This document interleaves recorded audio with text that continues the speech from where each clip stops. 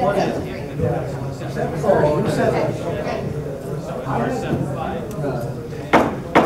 meeting to order. Let's salute the flag.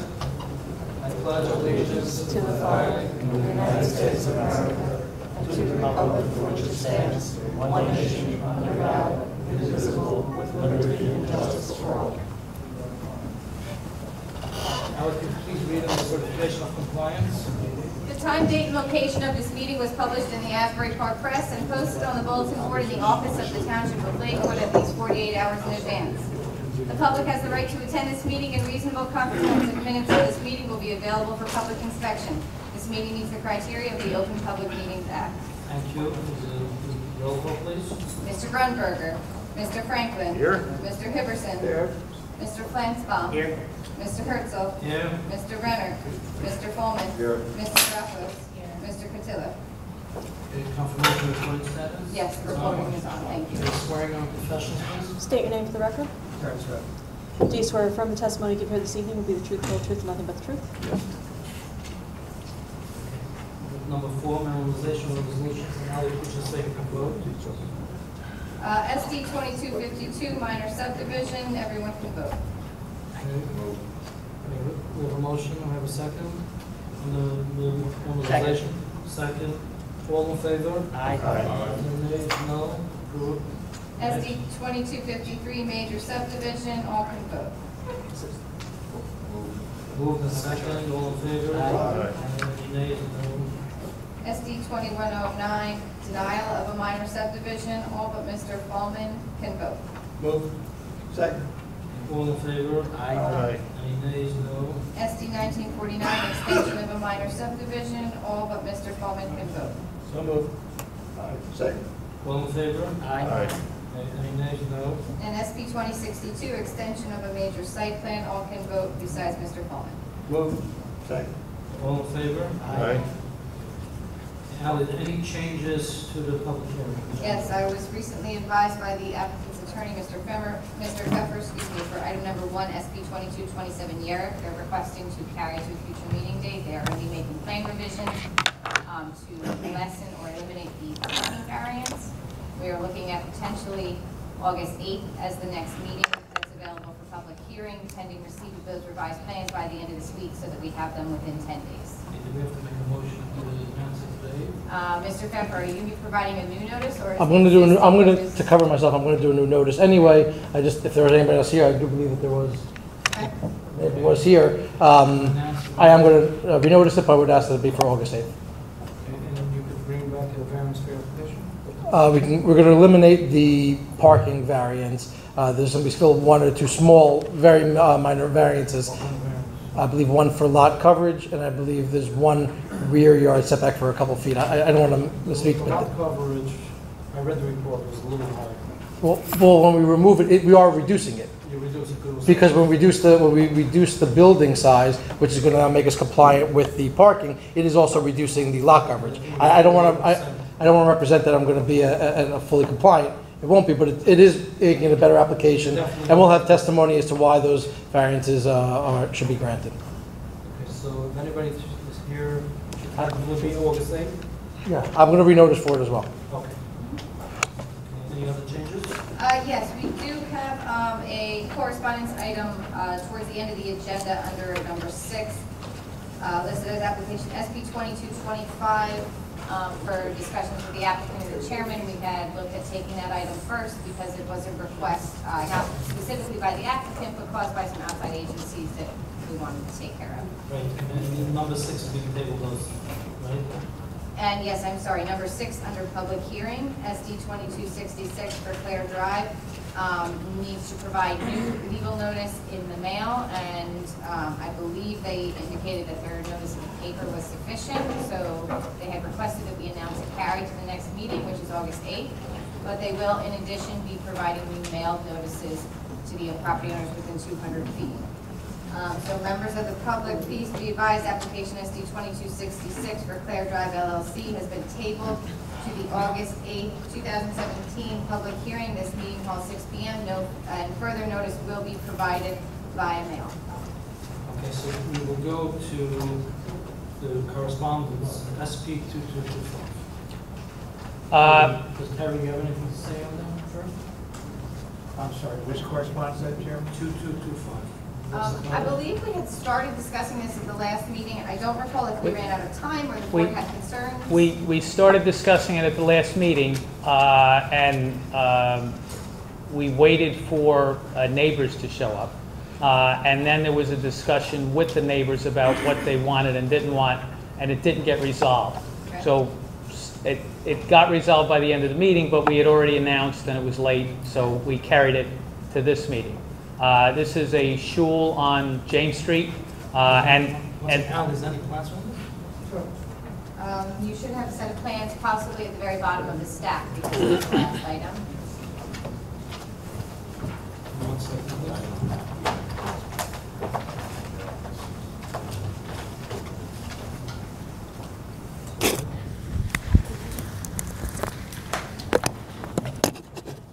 so the construction plans, when they were developed, it indicated that in the back rear corner, that would be the northwest corner, we needed an exit. And the applicant proposed a stairway coming out at that point and turning around and coming down. They met with the neighbor, and the neighbor really doesn't want to see people walking on the stairway, so the applicant has agreed, and the request is that it would be enclosed, which creates a setback relief that we would need, because open stairs don't count in setback, and closed stairs do. But in order to accommodate the neighbor's concerns, we're asking for that setback, so it would be enclosed, they would come down, and then there would be a door coming out at the bottom, so that there aren't people walking on the stairs that are looking over the fence. Isn't that just an emergency exit? It's not that Yes, it's just an emergency. Nobody's walking over there. Well, the neighbors felt more comfortable with the wall. The applicant wants to be a good neighbor, so we're requesting the setback variance for that. Additionally, when we went to the county didn't like the parking being as close to James Street, so the county required us to eliminate the first 2 parking spaces coming in from James Street. So that creates a parking variance. We had sufficient parking. The site plan was approved with the sufficient parking. Certainly, it's my testimony that the elimination of the 2 parking spaces, because if you remember the testimony from the meeting, is that it's a local shul. They've been in a basement forever. It's being built on a slab, so there's nothing going on below ground that we need to worry about, and that there was sufficient parking, and the parking that was proposed met the ordinance. The county has since said they pulled out some provision that's been in their rules for a long time, and now the way they're interpreting it is that you need 20 feet before you can have a car back out. And we tried to convince them that for a shul that only has limited services, it's not a problem. They were not convinced. So now we're asking for the elimination of the 2 parking spaces and the setback for virtually it's the same building, it's the same congregation, all the same factors are going to go in, and certainly it's my testimony that the parking that's required is better than the existing situation where it's in somebody's basement and there's no parking, and that the setback relief only impacts the neighbors, and the neighbors are the ones who preferred it to be enclosed rather than open. Is there a difference of a setback between an open or closed rear staircase? The stairways are allowed in the setbacks if they're not covered. But let's say the open staircase, let's say is 4 feet wide, coming out. Is Right. a closed staircase the same? It's going to be 4 inches wider because you need, I'm saying it's... yeah, but virtually the same thing. Let the record reflect that Mr. Grunberger is correct. Which was interesting that the open step doesn't violate any setback rules. And if it's closed, then you violate. Yes, Basically, it's the same structure that you do. yes, yeah, The whole building isn't coming out, it's just a staircase? correct. And you just do it to help the neighbors. Well, the enclosing it is to be a good neighbor. Right. How many parking spots do you have? We have 9 parking spaces, 11 are required based on the ordinance. In the shul, it's existing shul right now? It's an existing shul in a basement. It's a congregation that meets in somebody's basement. We don't have any objectives or any objections as long as they get the appropriate building permits.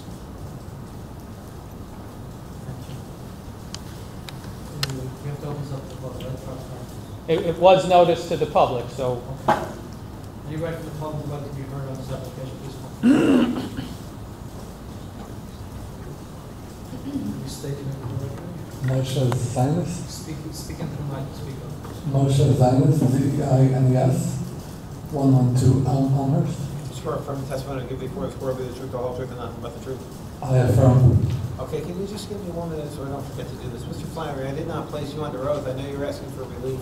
You raise your right hand. Do you swear affirm the testimony to give before this board will be the truth, the whole truth, and nothing? I do. Brian Flannery, Jackson, New Jersey, and I affirm Ratify that and affirm. I'm verified and affirm that all the testimony I'm giving is the truth, the whole truth, and nothing but the truth. Everything you just said. Thank you. I'm sorry, Mr. Zion.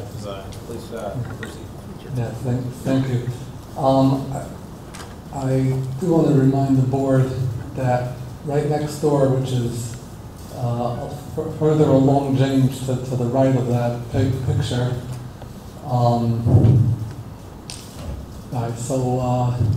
that's 2 doors down from the light by sunset. Is that right? Yeah. Right. Okay. So that's the right place I'm thinking of. So right next door is a yeshiva. When this application originally came before the board,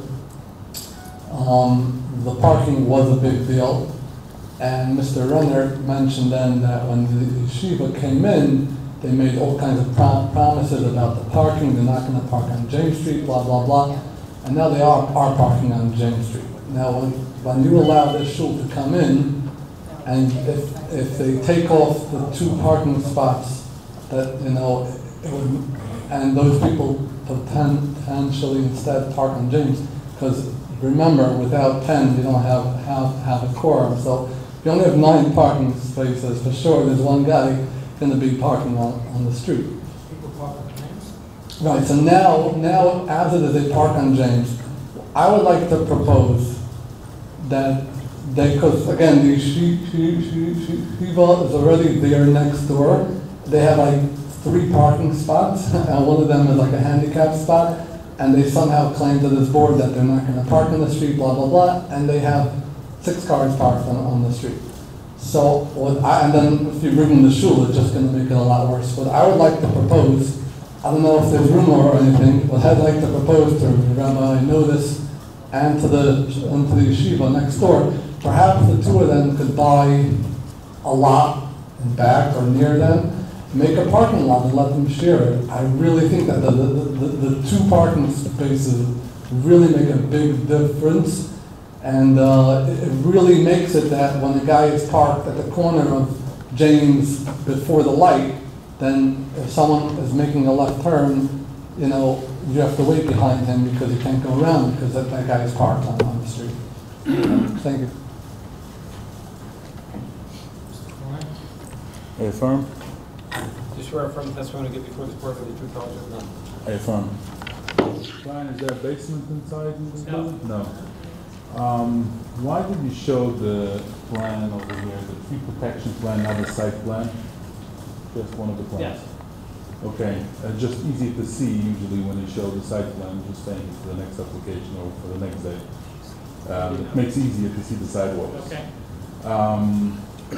Question, this entrance over there, I see there's a second floor, 1,400 something square feet.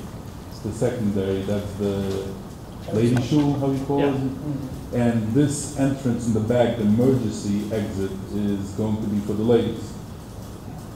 And anybody that would be up there, conceivably, it's No, predominantly the ladies. I'm just trying to clarify. I hear there's an emergency exit, but in Shabbos, when the ladies come, there's going to be one main exit for the men and one main exit for the ladies. I'm just clarifying it what it is. One more thing is about the spots that you're eliminating. Is the curb going to be enough low that if people want to have extra parking, they will be able to park on the grass? You won't have like poles that people want to violate the rules, they'll be able to park, and like this, you have another two additional parkings, I see.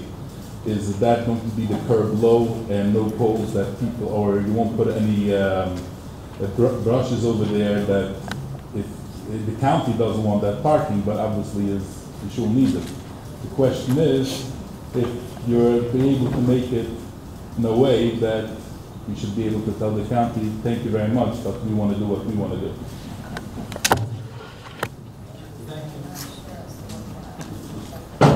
Anybody else from the public like to be heard of this application?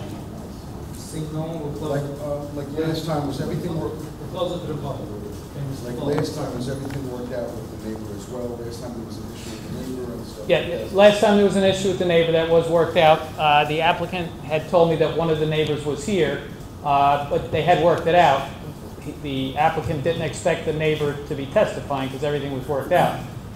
A neighbor was here. If he hasn't got up to testify, I'm assuming he heard the testimony and went home happy. Mr. Flannery, how many spaces were required and how many- 11 were required, 2 were eliminated. out of how many? Out of 11. So you had no parking variance and We now- had no parking variance, now we have a parking variance, and that was noticed. Thank you. Do we have a motion on this application? Second. Second. Mr. Foreman, second. Roll call, please. Mr. Grunberger. Yes. Mr. Franklin. Yes. Mr. Hibberson. Yes. Mr. Flansbaum. Yes. Mr. Herzl. Yes. Mr. Fallman. Yes. Mr. Graffos. Yes. Thank you.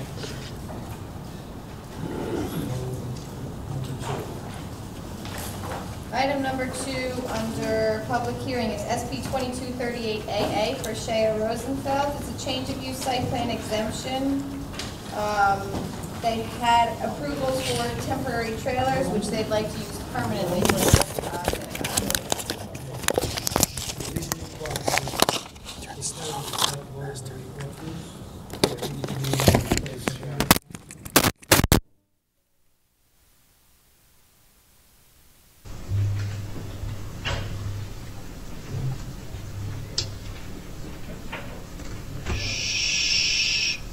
I've seen the letters came in, permit or proper release, is necessary, for existing wood stairs within 20 feet of the residential side property line.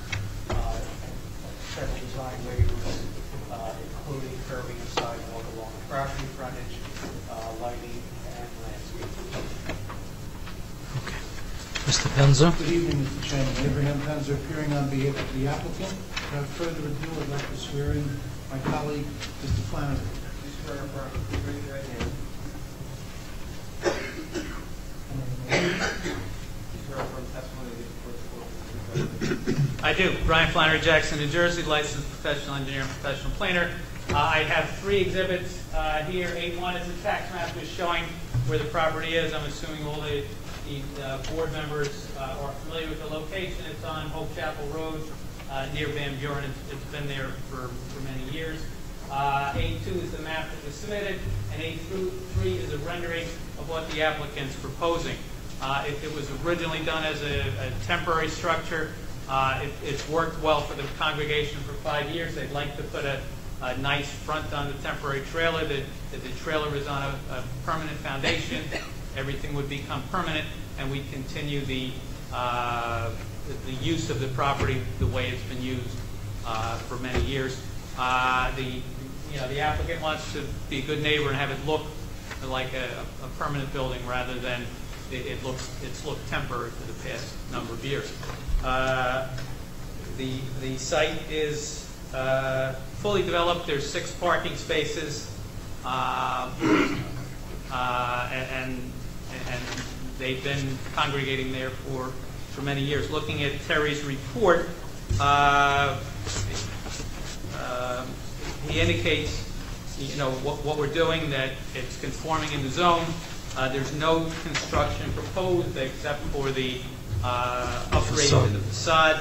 The sanctuary is less than 800 square feet, so technically there's no parking required, but the same 6 parking spaces that have been there for many years would still be in use.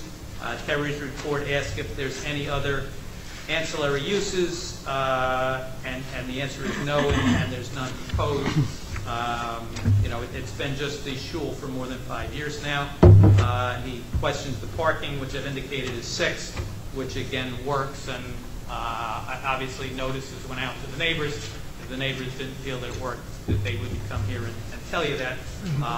My experience with it, when I've been in the neighborhood, there doesn't seem to be a problem. But neighbors would certainly be better to tell you that. Terry asks, is there any future expansion? And there's none planned at this time. In his report, he indicates one of the spaces should be restriped as handicap accessible, and the applicant would agree to do that. So that would be the second thing that we're going to do, the facade upgrade and restripe the parking. It has existing landscaping. It's fit in. It's been there for 5 years. We're not proposing anything additional. We are asking for a waiver for the curb and sidewalk along the front of the shul because it's an existing condition that's been there for many years. And the existing utilities that service the building are more than adequate, as indicated by the fact that it's been there for many years without a problem. Brian, a trailer can be made to a permanent building as long as you want? What's the law? Well, it was put in as a trailer so that it was temporary. And in order for it to be permanent, we need site plan approval or exemption from site plan. We're here asking for an exemption. And we're asking for the exemption based on the fact that it is there, it meets the criteria, it's been working, and we want to continue. We want to make it look permanent and make it better. We'd be improving it with the facade improvements as well as the handicap parking space improvement. Okay, and there's no, you're not making any simcha hall over there, any simchas outside? No, absolutely no change in the use. It's just the shul. There's 16 to 20 that come to an existing kollel, and none of that's changing. What's with the building next door to it? The building on the site? Yeah. That's an old house that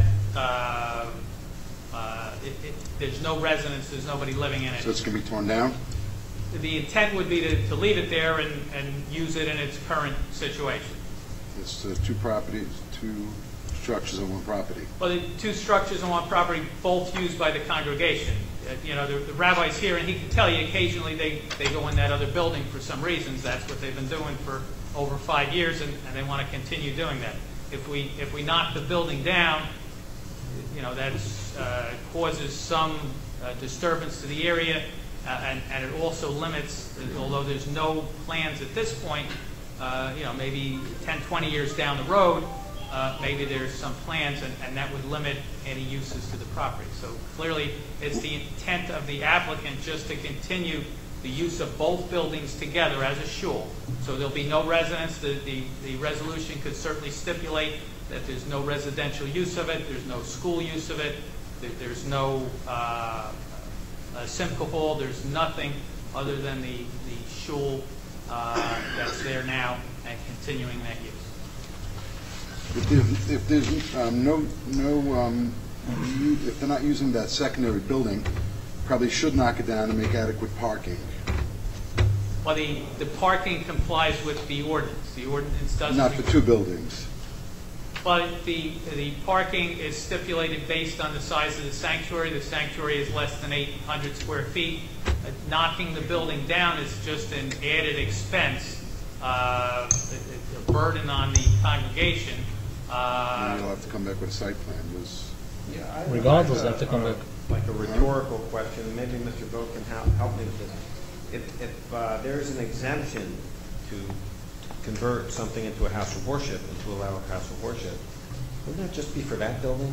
When you're adding a site on, doesn't it take in the other building on the site? Aren't you basically seeking an approval for that other building as well? We often have them ask for conversion of just a portion because the rabbis want to live in something else. Yeah, but in this one, there's really no specific use. This isn't like a parsonage. No, and the applicant is good with there being a condition and that it's not a parsonage. We don't want to use it as a As residence. Mr. Pullman suggested, is the applicant goes with the building coming down, so you have adequate parking. Well, we comply with the ordinance with respect to parking. The building has some utility for the But congregation.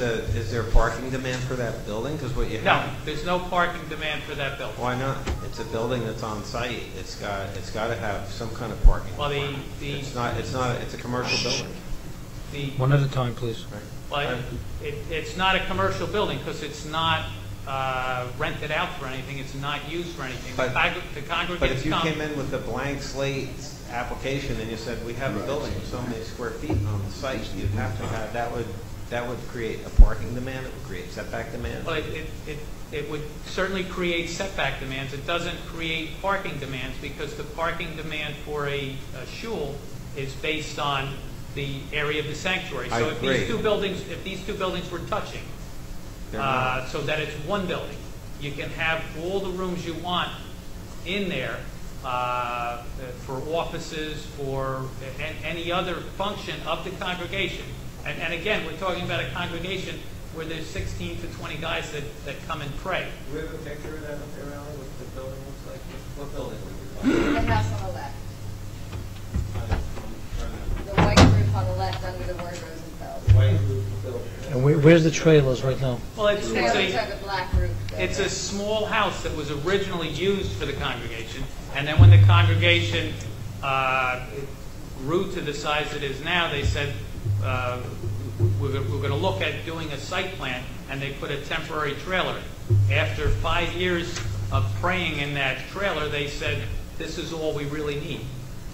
So we'd just like to get the site as being used with the temporary approval for the trailer approved How many square permanent. feet is that structure? Do we know the dimension? Is it shown on your site plan? Looks like it's one story.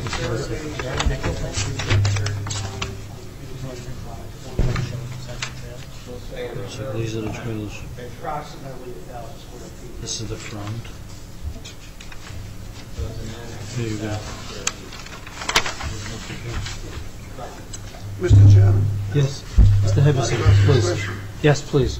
Could you get a bit more specific about how often this building is used and be a little bit more specific about who uses it, what purpose?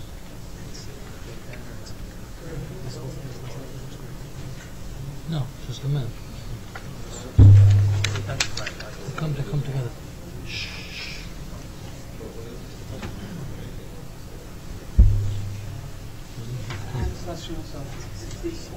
They're both permanent structures. Make sure your mic's on, I can't hear you, Mr. Gutberger.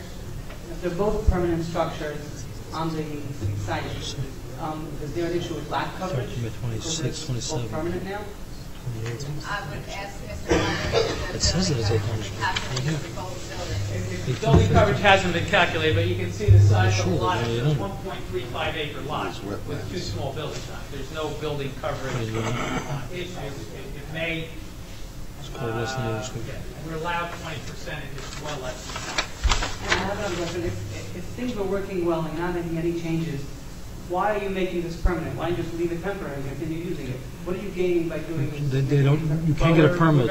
We're going to upgrade the front of the building, which we would not do to a temporary structure. So Mr. Grumberger, also, I think the zoning officer will not allow you to go on indefinitely with a temporary permit. You have to make something permanent. Or you get a permanent structure. The zoning officer Alley. grants a temporary permit for trailers for schools or houses of worship. I think only for 3 years or But something. they're only intended to be temporary, and they can be extended and have been extended historically in the past, but I believe the town is shying away from extending those temporary trailers too long to a point where they end up becoming functionally permanent. Which is what At sounds like which they want to point do here. The applicant would have to come to the planning board to get an actual site plan approval rather than just plopping down temporary trailers that they're using as an individual. We can make it permanent. They can't ask for temporary and keep on You going. can make it temporary structure. Permanent. Trailer, be permanent. Permanent, okay, if the building code allows it, yes. Has nothing to do with us. there are several yeshivas that have one. One, for example, Nefesh HaChaim, it was the same situation. After a certain point in time, you have to permanentize. The difference with this application, well, this is an easier application.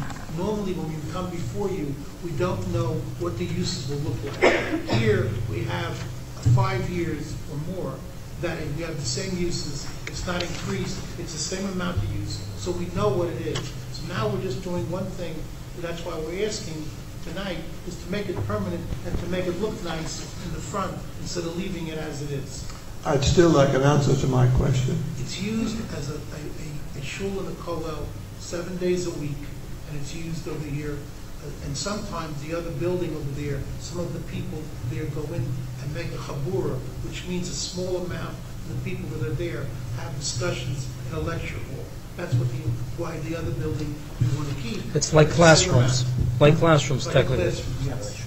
And I asked about the frequency of The use. frequency is every day because you have to pray every day and you study it. So it's in regular use. That is correct. And the same uses that has been in the past 5 years has worked its way in the neighborhood. Thank you. So, Mr. Penzer, it's the same people who are in the shul are going into the house. You're not having any more people coming. No, we're not. I think that's the point you have to bring out. And the neighbors within 200 feet have all been noticed, which is 17 of them. So if this was a shul that was a problem for the neighbors, there'd be 34 angry people. Well, that's good, but I think you have to look at more than just the immediate neighborhood. I mean, that's very nice, but you have to look more than just the immediate You're neighborhood. right, but We get that. We appreciate it. Yes. no, your point is well taken. The only thing that we're trying to say is we are in direct dialogue with our neighbors. Sure. And they know us, and they've seen us, and they even use the facility as well. They walk over. And when you talk about Lakewood in general, this building would certainly look nicer than the temporary trailer. Let me ask you two things. The facade is going to be covering the house also? No. There's no. No, the proposal was to do the front of this. Only That- trailer. Yeah, the house is the house, and they'll continue maintaining that the way it is. That doesn't look like a temporary structure. That looks like a. And if you've been there, the place is fully developed. There's parking, there's paved parking, there are walkways. You have sidewalks over there? Yes. In front of your place, you have sidewalks. Not in front of the street. Along Hope Chapel, there are not sidewalks. And across the street you have. On the other side of the street. Yes, Yes. You have nothing in front of you. not on this side. I have another question, Chairman. Yeah. Don't Mr. mind. Kaczynski. So, just so I'm understanding correctly, the house, at first the testimony was, is not being used regularly. And then I thought I heard you say that it is being used. It's not used on a regular basis. When they have these small, like dissertations, it's used, but it's infrequently. But it is used by the same people. It's not additional people. It's the same people that's buying. I don't think it matters who uses it according to the land use, if it's the same people or different people. Are you considering it an accessory use now, like the trailer Yes. is? So what is the square footage allowed for an accessory in Lakewood? I don't believe there's a limit no on limit. it. There was a recent definition change for sheds, but Okay. That's it. as long as it's considered ancillary. What's with the sidewalks? But the question Bring remains it up. then, if these trailers are the main structure, would this really be a site plan exemption, or would that be a new structure that needs site plan? I have a question about something like existing variances. The existing variances are on this temporary There are no structure? variances. Because they're existing, is that why there's no But variance? the existing variances relate to the lot. The lot width is 150 feet. Front yard Requirement, right, and the front yard setback. So they relate to the existing buildings that are already there. Existing building in the temporary structure, which was now going to be permanent. Well, both the house, the former house and the trailer have a front setback. And the house, the Lakewood ordinance says once you have a front setback established by something, you're allowed to continue that. So that house is only 30 feet from the front?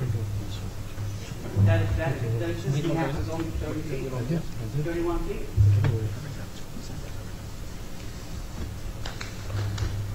Any other questions, any board members? You holding well? Okay, I'm sorry.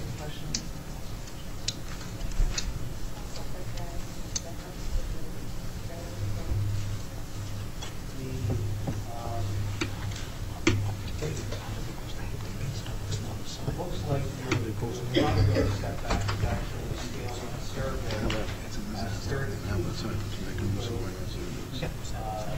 The building facility, okay, the house is 31.8 feet. Yes, the house is 31.8 feet. And the modular unit is behind it.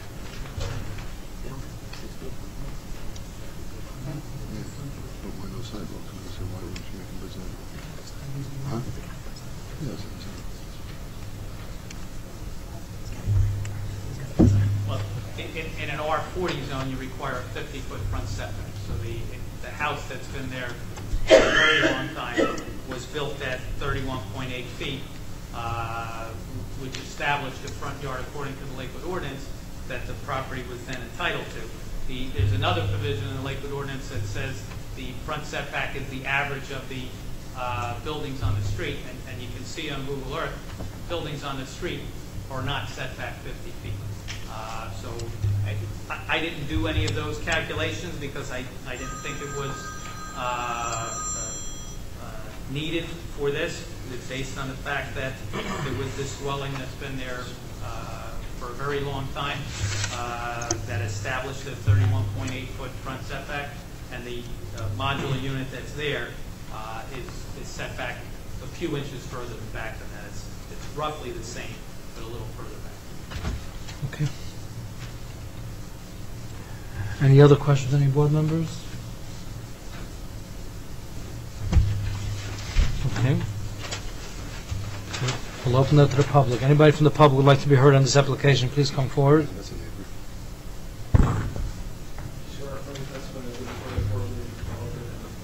I affirm. It's not that I'm objecting to this application. We can't object to applications of a guy making a synagogue, doing for the community. And whatever he does, it's more than welcome, so it's not like I'm objecting. I'm just asking about the sidewalks. It seems like they're asking for a waiver of sidewalks, or they're not asking a waiver for sidewalks. There's no sidewalk that's identified on the documents. We heard from the applicant earlier that sidewalk was installed in the area. Is that correct? But I understood. Across the street. The problem is that The county just built on the whole, or the... No, Terry, on the Terry, other side. the letter says design waivers are necessary, including but not limited to curbing and sidewalk. We So, heard testimony during the hearing that sidewalk was put in the area. I wasn't sure. but it says along the property. The design waiver, it says design waivers are necessary along the property frontage. That's what your letter says. Correct. We heard testimony tonight that there was sidewalk in the area. I wasn't sure whether it was on this side or not. But not along the property frontage. Right. Correct. Okay. as the They do waivers. Oh, okay, as this neighborhood gets developed, more people move in. Sidewalks is very necessary. It's a danger thing. Sometimes when it's a county road, it's very hard to put in sidewalks. We know that in the past on Ridge Avenue, and that's what applicants are asking for waivers. But I think it's a safety issue, and if it's possible to do the sidewalks, especially in Hope Chapel, that it's getting more developed, I think it's a thing that the board should look into it. Hope is also a county road. I understand. That's the reason why I'm Okay. mentioning it. No problem. Sometimes you try to get for schools, no Yeah, yeah. sidewalks, but from the other side, there's a safety issue that you have to deal with 100%. and to counterbalance that. Okay. The issue that I'm just asking for clarification as far as why do you need a site plan exemption? What's so bad with site plans? This is something that I They're don't... expensive. Oh, they're expensive. So for a school, we're trying to... The application is expensive. The ordinance permits conversion of existing dwellings as a site plan exemption rather than as a full site plan. Like, how much is the cost that you're talking about, approximately? It could be upwards of $10,000, $15,000, $20,000. So it might be more than the trailers. So, I understand. Answers the question. Now, the last thing that I have is, as far as why don't, I have a new idea. Why don't we originally come in and put our buildings as trailers and using as permanent structures. Why do we have to go through, put in a temporary building? We could come to the board and put in trailers. I'm just having a hard time understanding what's going on I over think here. they testified that you could do it. So technically, If it works with the building department, it works with us. let's announce in Lakewood, don't put buildings that it cost you hundreds of thousands of dollars to build. You could get for $10,000 or $15,000 a cheap trailer, put it together, put it in, come to the board, ask for trailer as a permanent structure, and we have cheap synagogues. Well, I don't think that's a board decision. Correct me if I'm wrong. A permanent structure is determined by a permanent trailer is determined by the construction code. Right. That's not a board decision. So in other words, a structure, whether it's considered temporary or permanent, is actually that's a DCA issue. That's determined by the construction department. So yeah, you can come before the board with anything as long as the construction department deems that permanent. It could be a trailer, it could be a modular building, it could be concrete, it could be wood, it could be steel, it could be anything. So as long as the construction department confirms that it's a permanent structure, yeah, why not? So I'm just announcing. Yeah, you can build anything. Let the public know we don't have to build buildings. We could do trailers. It's much cheaper, and the board most probably will ask the Langtree frontage, like to put it nice. One more question that I have on the pictures that they have. There is an air conditioning unit structured on the front of this building. So how will that work with the design? I see over here he's not finishing up the side, just the front to make it look nice. On the pictures that was provided to the board, it will come off, so there won't be air conditioning in that building. One more thing that I have, that I saw in a previous application that this attorney bought, there was no architectural plans when it came for a change of use. This has architectural plans? Yeah. Yes, it is. So I guess it was not in the Google Drive. I put everything on the drive that was provided to me. It's architectural. Yeah, these are floor plans, yeah. Shows the existing trailer, men's synagogue, women's synagogue. No, it's okay. I just didn't see it. Maybe it was not provided within the 10 days, and that's the reason why it was not on Google Drive? No, this was carried, so we did have it. You did have it. Okay. There was a chance that I didn't click drag it into the folder, but... Okay, thank you. Need me to verify. No, it's okay. Thank you. Thank you very much. Okay. Yeah. Okay, next. Please state your name for the record and raise your hand. Nathan Zelikovitz. Yes, I affirm. Zelikovitz. First name Nathan. As Mr. Flannery mentioned, there are 17 neighbors within 200 feet. I believe that's what he said.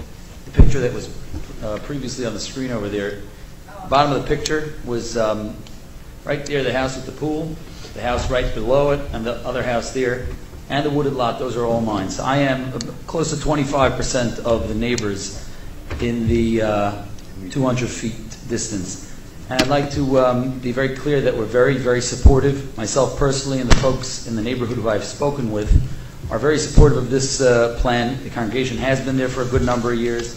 They've been excellent neighbors. There's never been any noise, never been any traffic problems, no parking problems. It's been a pleasure to have them there. I would go so far to say as they've in fact decreased the traffic problems.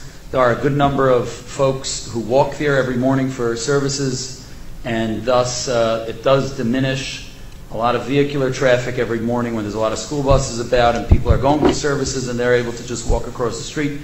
It's been a very pleasant ride with them, and from the perspective of, besides for his adjacent neighbors, the closest neighbor right across Hope Chapel, I think it's a wonderful plan, and we'd love to see him stay, and particularly with this very beautiful facade. That would enhance the look, and it would be terrific. Just to address the previous comments regarding sidewalk, we just got sidewalk in. The county just put sidewalk the whole entire length of Hope Chapel, all the way from County Line Road, I believe, goes all the way up to Shawnee, Irene. There is absolutely no need for sidewalk across the street. Nobody walks across the street. Across the street's the golf course behind these very deep properties.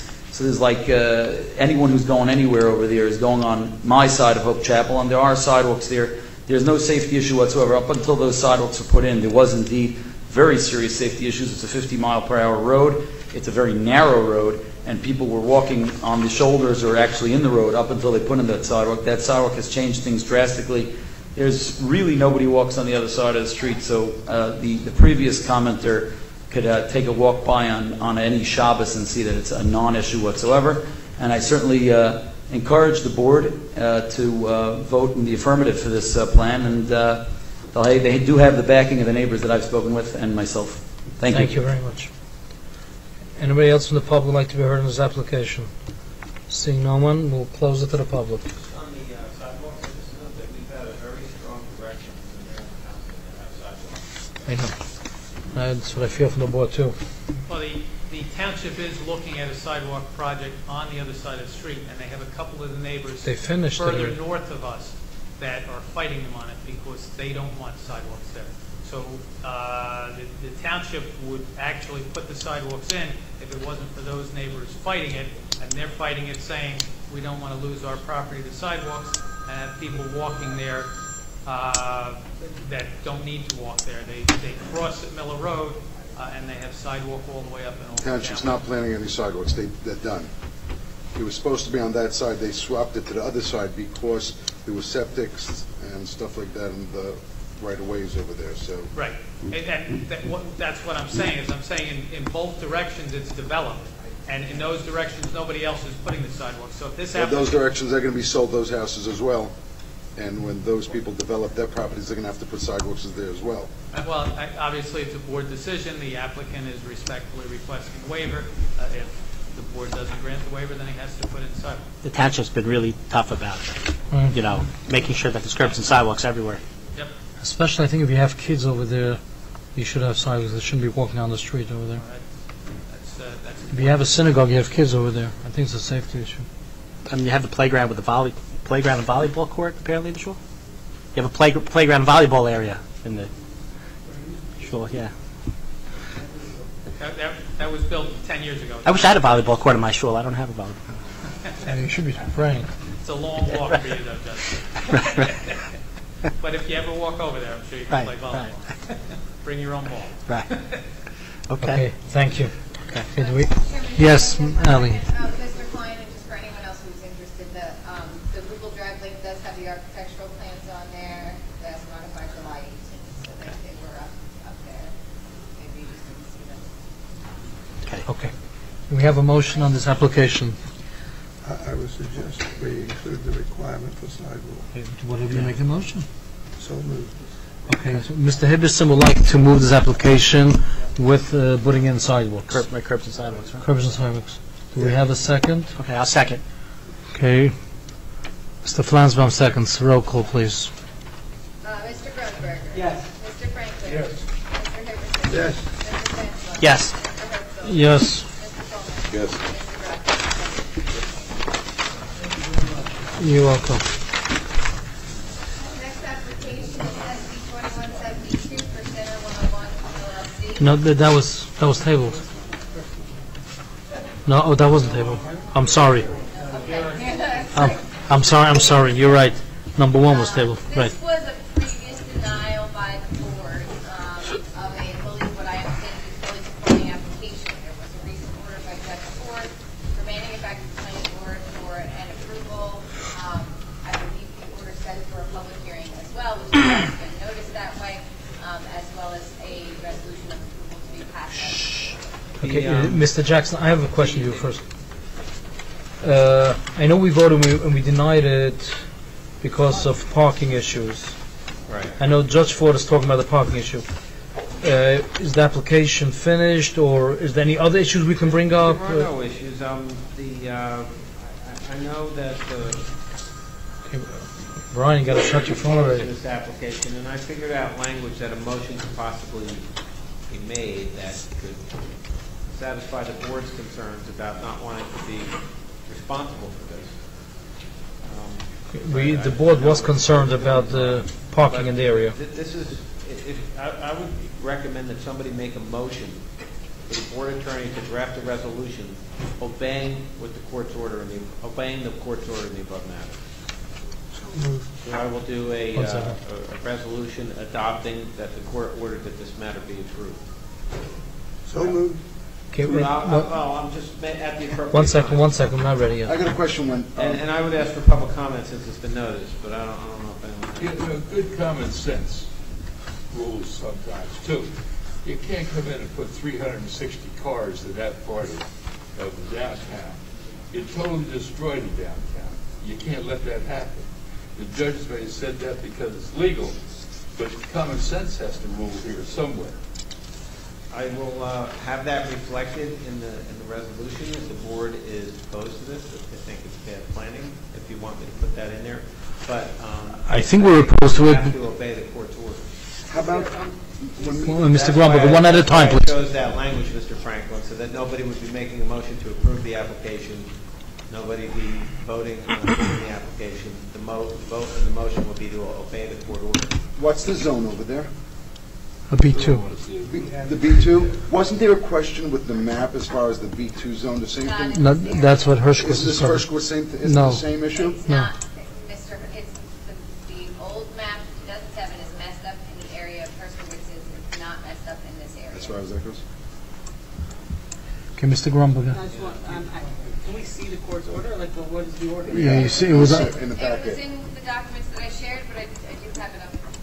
You made the argument before the court that the planning board, based it on there's simply no parking, that it's overcrowded, that the board had the equitable ability to disregard the ordinance and say that this should not be permitted. We made all those arguments, and Judge Ford rejected those arguments. I mean, we made a valiant fight, and you've heard me many times say if it's a conforming application, we're somewhat constrained.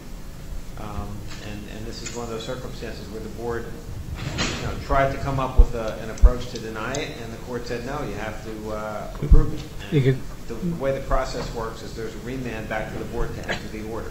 It's just a quirk in the way the system is set up. it's John, interesting. I read the order from the judge, and he does acknowledge, she does acknowledge, that Clifton is a disaster and there's no parking over there. I mean, she does acknowledge that, but she does say that because it's a B2, we have no right to deny it. Right. Well, she's obeying the law too.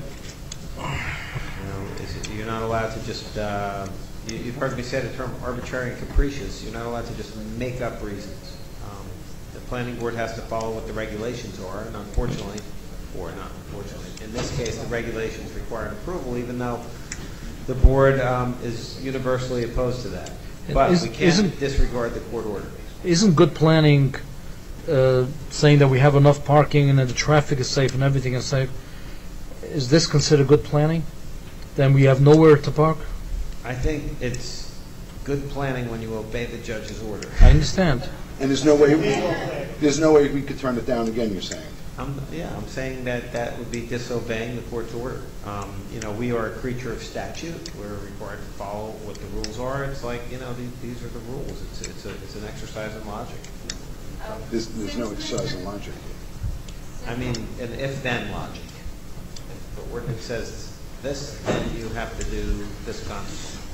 Mr. Grunberger asked, just because he hasn't read the Court order. And the judgment, there are 3 points in the order for final judgment that I have up on the board, and they are as follows. I called them today. That the decision of the Lakewood Chapter Planning Board in denying the application for preliminary and final site plan approval should be reversed.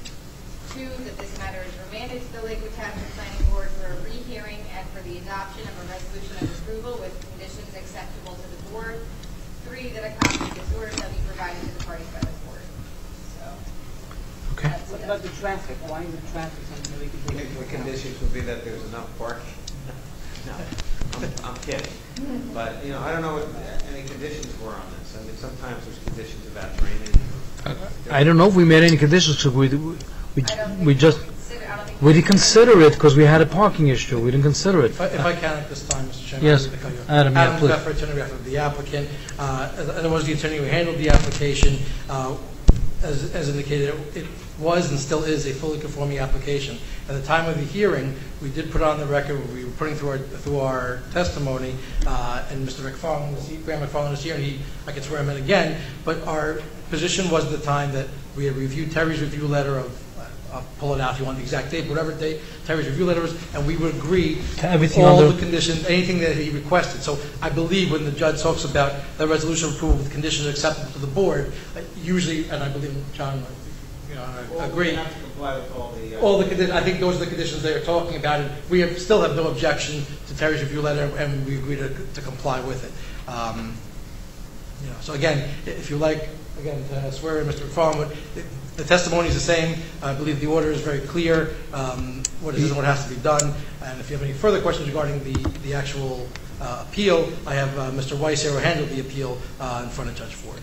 You agree to everything on Terry's letter? Everything in Terry's review letter, we have no objection to. That's part of the...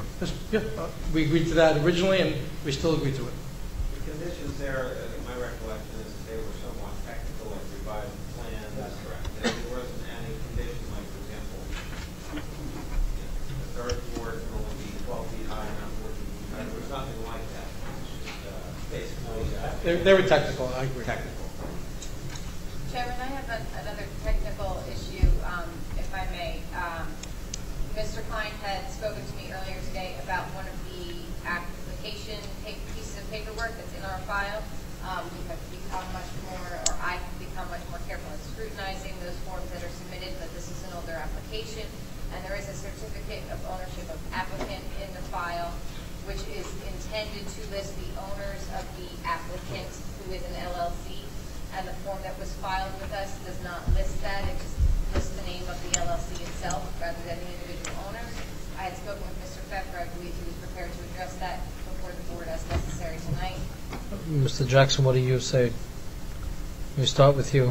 I think that Mr. Pfeffer can amend that. I don't believe that, what are we going to do? Make him come back with the form completely filled out, do the whole case over, and then come to the same conclusion? Or maybe we could have the committee by that time change. You can't. Time of application. You can't. Time of application. This was, I believe, just for clarification, to be governed under not time of application right now, but time of application from before it was denied. Right. So It's grandfathered in. even if the committee had acted proactively at the beginning of this year and changed the requirements, this application still would have been denied by the planning board, the ordinance would have been changed, it would have gone back to the planning board, and it still would have been under the old rules. So this isn't even a matter of the committee not acting fast enough. And we were deemed, just to be clear, we were deemed complete in both at this time of the hearing, we were here originally, as well as when we went to Tom's River before Judge Ford. Again, everyone agreed that the application was complete and there were no issues in the application. Who are the... There's one, I don't property on the record, it's one single member LLC, Marcel Soucy, the same address is listed in the application.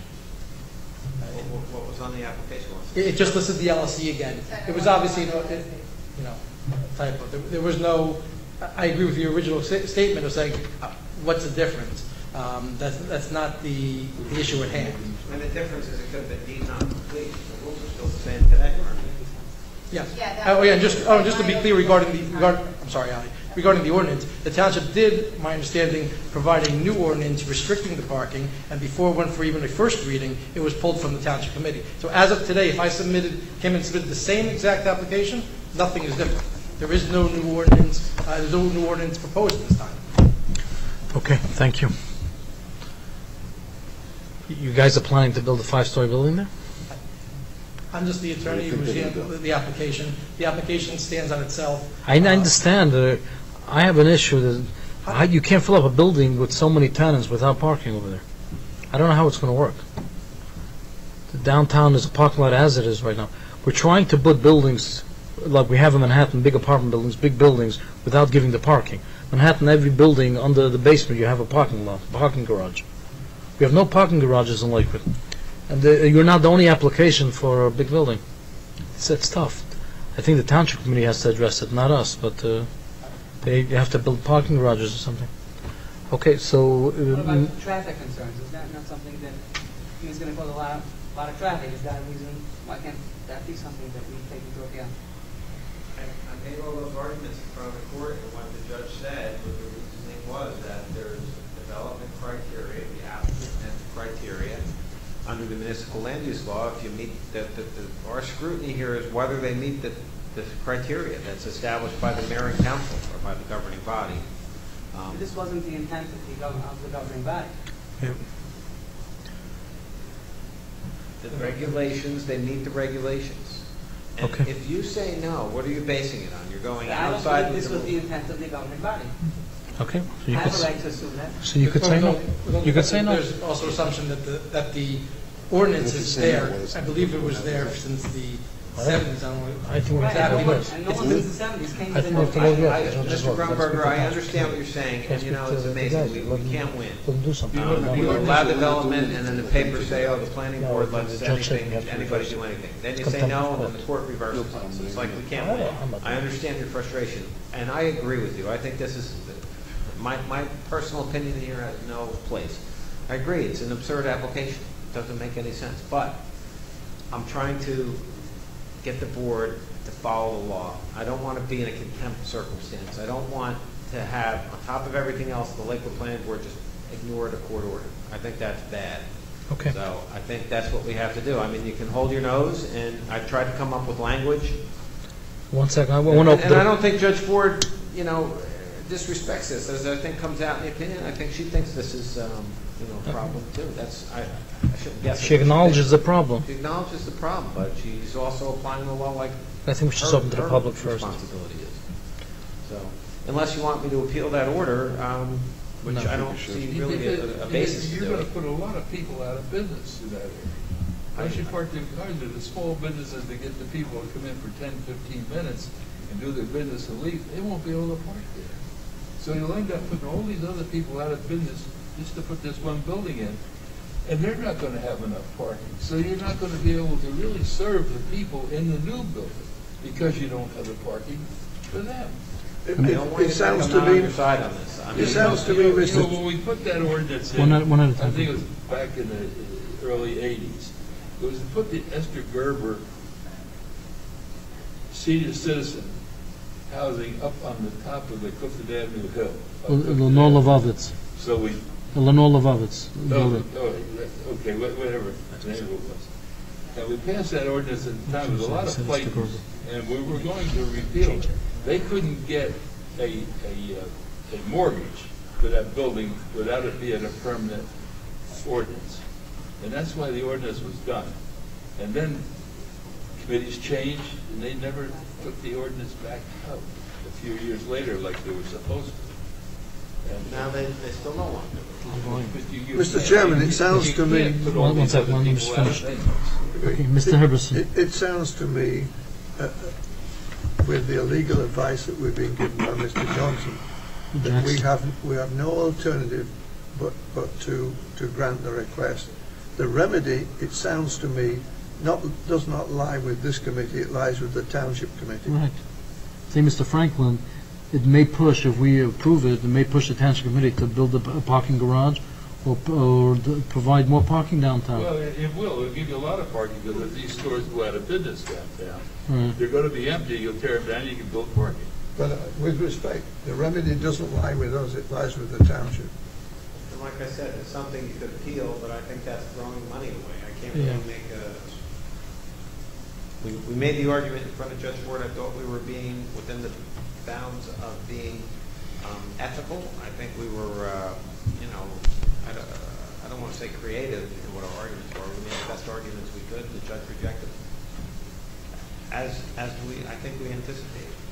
Okay, thank you. Okay, we'll open to the public now. That's fine. Anybody from the public would like to be heard on this application, please come forward. Please state your name for the record. Lloyd McCline, Swear from testimony before the board with the truth, the whole truth, and nothing but the truth. I affirm. Choose my words because it might go back to court. Will it? I don't see the board directing me to file an appeal, and I don't see... That's my question, why you shouldn't file an appeal, and I'll explain to you why I'm asking that question. This application, our mayor, this board directed the township committee to change the B2 zoning. Sent a letter. Ray Coles made sure that it goes for the first reading. And it didn't pass because none of the other committee members wanted to vote on it. He was the only one that was pushing for it. So it's quite obvious it's not your fault that our township committee disagrees with you. For whatever reason they want to make downtown into a mess, they made the decision. Came up for a vote, and everybody was silent. And Ray Coles couldn't make the motion because he's the mayor. He proposes the ordinance. So kudos to him that he was trying to do the right thing as the board is trying to tell them to do, but the other committee members, for some reason, has felt that it's not important. And that comes to me in the second part. When I looked up, I was trying to find out who the owner of the property is. Somebody, Mr. Eisen. When I looked up the committee members, one of them is Menashe Miller. Who owns his house? 189 Pine Street. See? Sounds the similar person, Mr. Eisen. So I don't know. That's my question is, that the same way that his house, the Menashe Miller's house, is owned by Mr. Eisen, maybe this LLC is owned by Menashe Miller. That's the reason why it's so important. When we have affidavits of applicants, and it should be filled out right, it limits in a certain amounts public corruption. And I think over here, because we see Eisen, Menashe Miller, and them not wanting to do the right thing, it makes no sense why they didn't vote on it. But once you start putting affidavit of applicants, what I think is the applicant should have done over here, and let the public scrutinize what our politicians are doing. This is the typical example why everybody's saying, why am I making myself crazy? What is so important of affidavit of applicants? This application is exactly the reason. I don't know if Mr. Jackson was ordered by the Township Committee not to file an appeal, but it seems like it goes out of from their pocket, from their general funds. If he files, it doesn't go out from the planning board. So for some reason, he might be pushed not to do it. He might not even know that this is the reason why he's being pushed around. I'm not saying that's what it is. I'm saying is it's very important that the public should be able to see who the affidavit of applicant is and who they are, and this is the reason why this application, because this application, except the judge was ordered, and it was not argument, the public corruption in front of the judge, but this might be a big can of worms over here that we are stuck as the taxpayer. Because of this building, we have to mess up the whole application downtown, and everybody building up 6-floor buildings, and you don't understand why, and it makes no sense. If something smells like a rat and looks like a rat and behaves like a rat, it's a rat. That's what it is over here. One more thing Mr. Hershkowitz told me to mention, you don't have to consider it because it's somebody else, but he claims that the same way that his application was not even considered by the board because it's on the not a B2. West side of Clifton Avenue, and that is not in the B2, he claims the same map puts this building on the same side. The reason why he told me to mention it is he told me is that if the board is considering this, even though it's on the wrong side of the map and it's not B2, and I know Mrs. Morris says that it is on the right side. I don't know which map she's mentioning. He was mentioning a 2006 map, maybe 2016, I don't know. But he was mentioning the same map that puts him not in the B2 and it was denied by the board because of that. The same thing is with this application. So again, I'm not taking sides over here. I'm just saying is that... Thank you. Okay, Terry, do you have any input about this? Okay. I don't have the zoning maps here. I'm One frankly second, please. surprised that Mr. Herskowitz isn't here throwing a fit. This one's getting approved in his bidding. That's really nothing to do with why we're here. Are we close to the public? Before I go, Anybody else in the public? No. 1 second. 1 second, please. Mr. Jackson, you have anything to add on that? I mean, if he's claiming that it's not in the B2? The same way his wasn't. Any merits? Could we consider it? Not Planner, we have his own map there, and it's shown to be. We don't have the map here. We have a court order, just to be clear, we have a court order confirming which zone we're in. It's signed by the judge. That's not a different case, right? For this case, there were, Mr. Hershkowitz's case, he's not here. it's irrelevant to this case tonight. I have a court order on this file, which zone we're in, which is signed by the judge. Okay, I haven't seen that. I know, it was part of the pleadings. Okay. Okay. Adam, let's continue with the public. Okay, please state your name and raise your right hand. Brian Terabello, 310. Speak. Brian Terabello, 310 2nd Street, Lakewood, New Jersey. You got his last name? Terebello.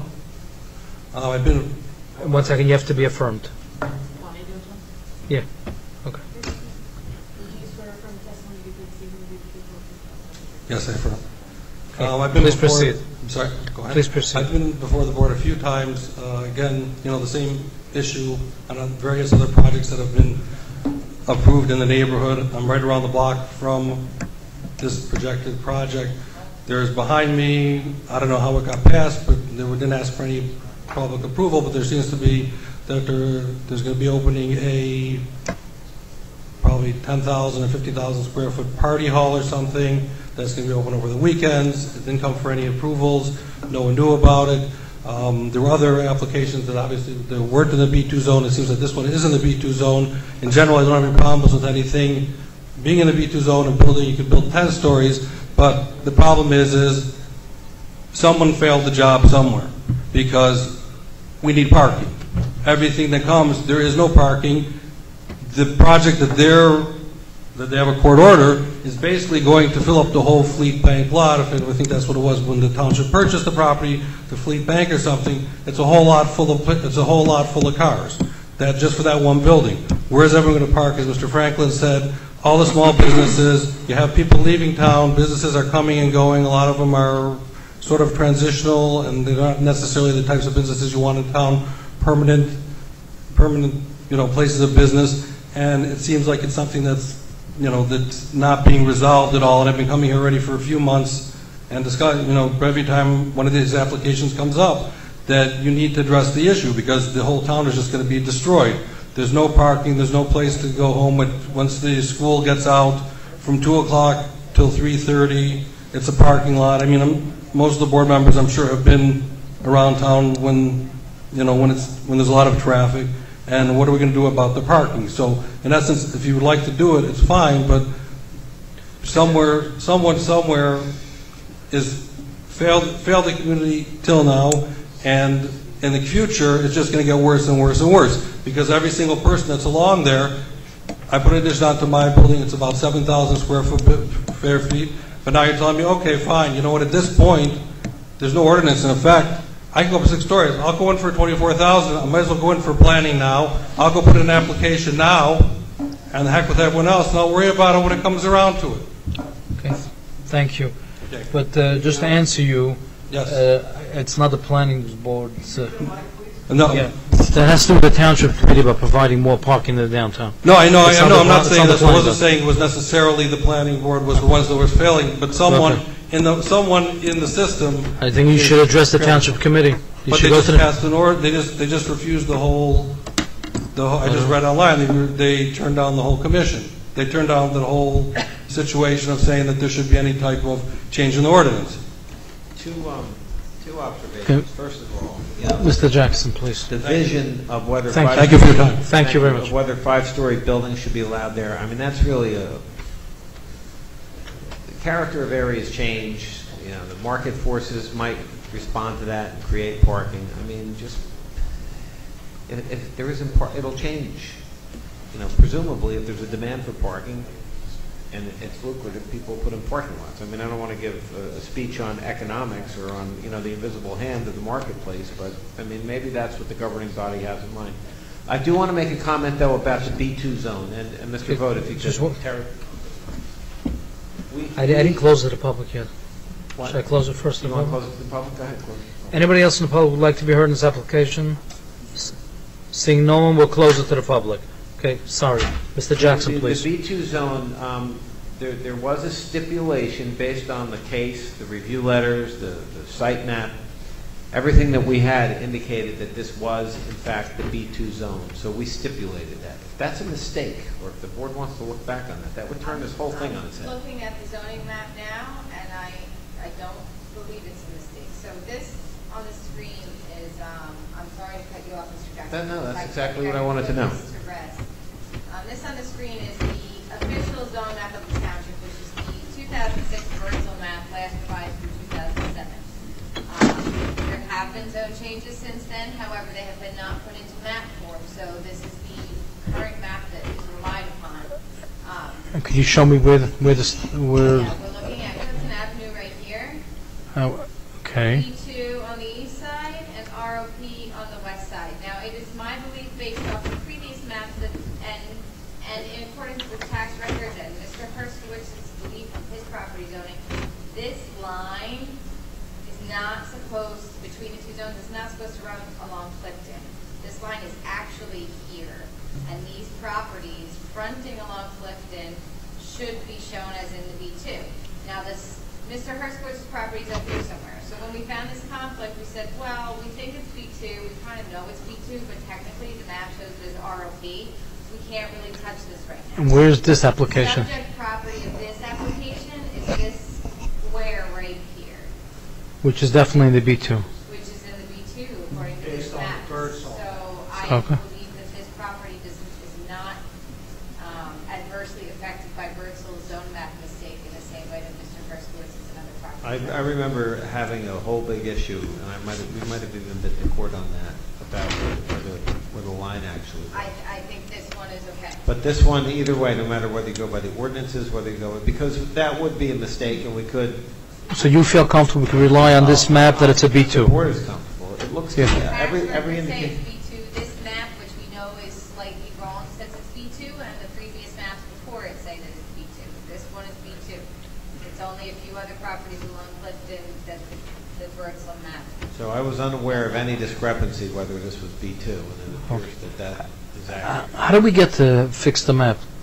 There is We shouldn't have any issues. a contract for RV to prepare a brand new zone map, correcting a lot of the problems that have been found in the old Bertzel map, also incorporating changes that have been made since then. The map has been drafted and I believe provided to the committee for their review and formal adoption before it becomes the official zone map of the township and available for distribution. Okay. Okay, thank you. If I can just- You would like to sum it up? Members of the public decided to raise issues that have nothing to do with this application. The Naftali or Norman Eisen, who was the agent of the owner, is not the same Eisen that's being referenced as another property owner. Members of the public want to just throw noise at this application or any other application. The facts are the facts. The board may not be happy, and I understand that. I understand there are issues. But as many of the board members have already stated, this is not the area where we could say the township committee got it right or they got it wrong, or they have to fix their problems or right their mistakes. This applicant is here, came before this board with a fully conforming application. It was denied. We went through the proper channels, went to the town, went to the county, got it overturned. We're back here today solely for a resolution of approval. I'm not asking anybody to smile when they say we approve it. I get it. It is what it is, but we're all here to do a job, and this is the job that we have before us. Thank you. Okay, Mr. Jackson, would you word the motion? This is how I thought you might be able to do it, so the board's not voting to approve this. So if somebody made a motion for the board attorney to draft a resolution obeying the court's order in this case, which is SP 2172. So I would prepare an order, a resolution. I would the board voted against it. They have serious concerns about traffic, parking. However, the board is constrained to follow the court's order. Therefore, in accordance with the court order, the above matter is approved. That's how I would draft the resolution. So no one has to make a motion to approve the application. You make a motion to obey the court order. Okay, so Mr. Hibberson moves. Yeah. Do we have a second to go along with Mr. Jackson's verbiage? Okay, do we have a second? Second. Okay, we have a second. Roll call. Mr. Grunberger. I'm abstaining. Mr. Franklin. I have to say yes. Mr. Hipperson. Yes. Mr. Flansbrough. I'm recused from this application. Mr. Herzl. Yes. Mr. Coleman. Reluctantly follow the court's order. Mr. Grunberg. Yes. Thank you. And if the board wants me to appeal this, I can. I'm tempted to make a joke that I still have one child left in college, so there's an upside to me for doing that. But I think we should get the attorney to appeal it because of the damage it's going to do to the other businesses and to the parking in the downtown. Agreed. It will destroy that area. And I think we should authorize the attorney to appeal it on them grounds. The argument that I could think of would be that the board has to have some equitable authority to exercise its judgment or anything. What we raise in front of Judge Gordon is to check. And Mr. Jackson, I apologize, I'm going to cut you off. Just so that all the board members understand that what they're appealing is nothing new. There are no new arguments that the board come in. It goes in front of a new court. It goes in front of a new court with the same exact record. The same issues, Yes. yes. We say same exact. There's no new. I understand people talking about traffic studies. There's nothing more. The board has an opportunity to go and. I would be asking the appellate division to expand the law, which we're allowed to do, which would say, in extraordinary circumstances, the board does have the ability to exercise equitable authority. I think we have to use every tool we got to try to make this right. I'm not pushing for that. Mr. Jackson, can I just ask? There's already been a motion and a vote and a unanimous approval to give a resolution of approval. I'm just trying to understand how now we're going to do another motion after it's already been approved. No, the board's approved. They approved. Now you're talking about appealing the resolution. Okay, you're appealing the new resolution. So we should talk about this in closed session.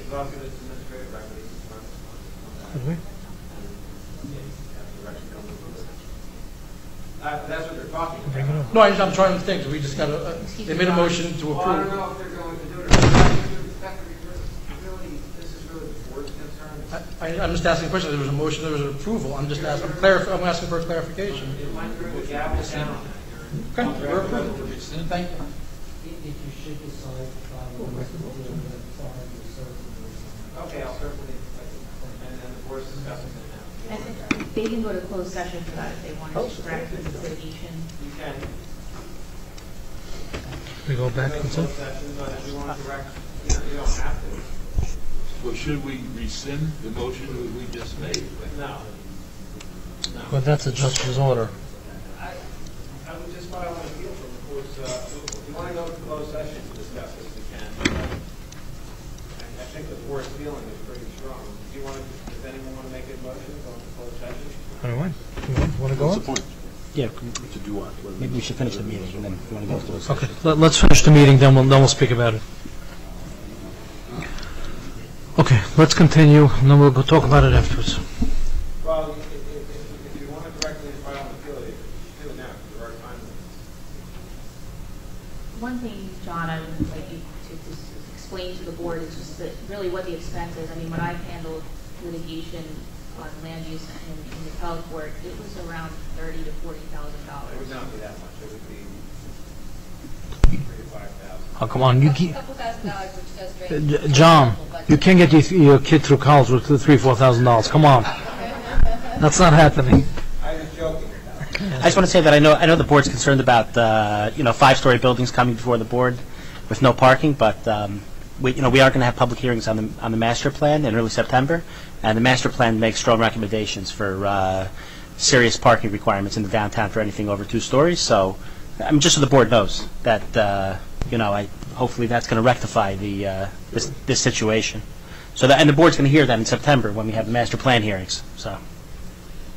I have another question. When you were talking about what the appealable question is before the Court of Appeals, I wasn't here for the original hearing, is there enough in the record to support that argument that the board had enough in the record to make that equitable argument? I think that would be expansion of the law. I'm not aware of any cases where a court, my argument would be that the board has quasi-judicial authority, and I would say independent to any tribunal's powers, the ability to act in a manner that's equitable. It's the same arguments I made to Judge Gordon. If you read the briefs there, I don't want to stand it further.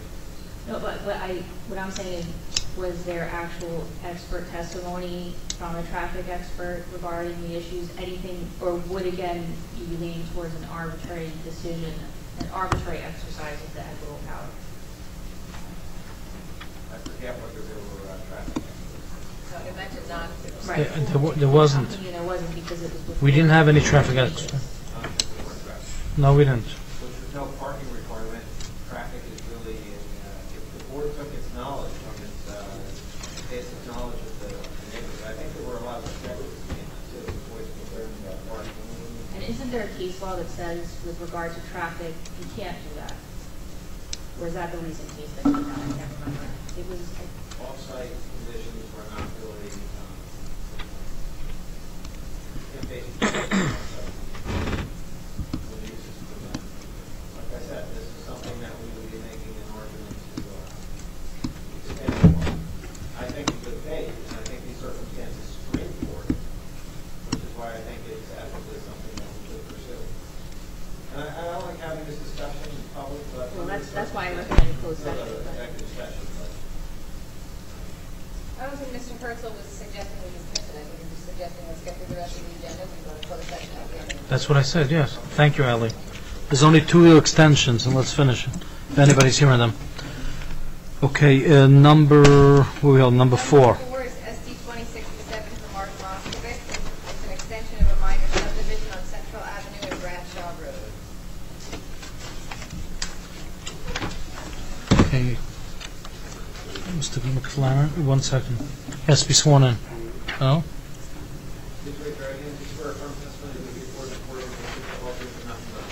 I do. Graham McFarland, commercial engineer, commercial planner with PDS. Yes, we're here for application for time extension on the minor subdivision that the board approved, I believe it was 2015.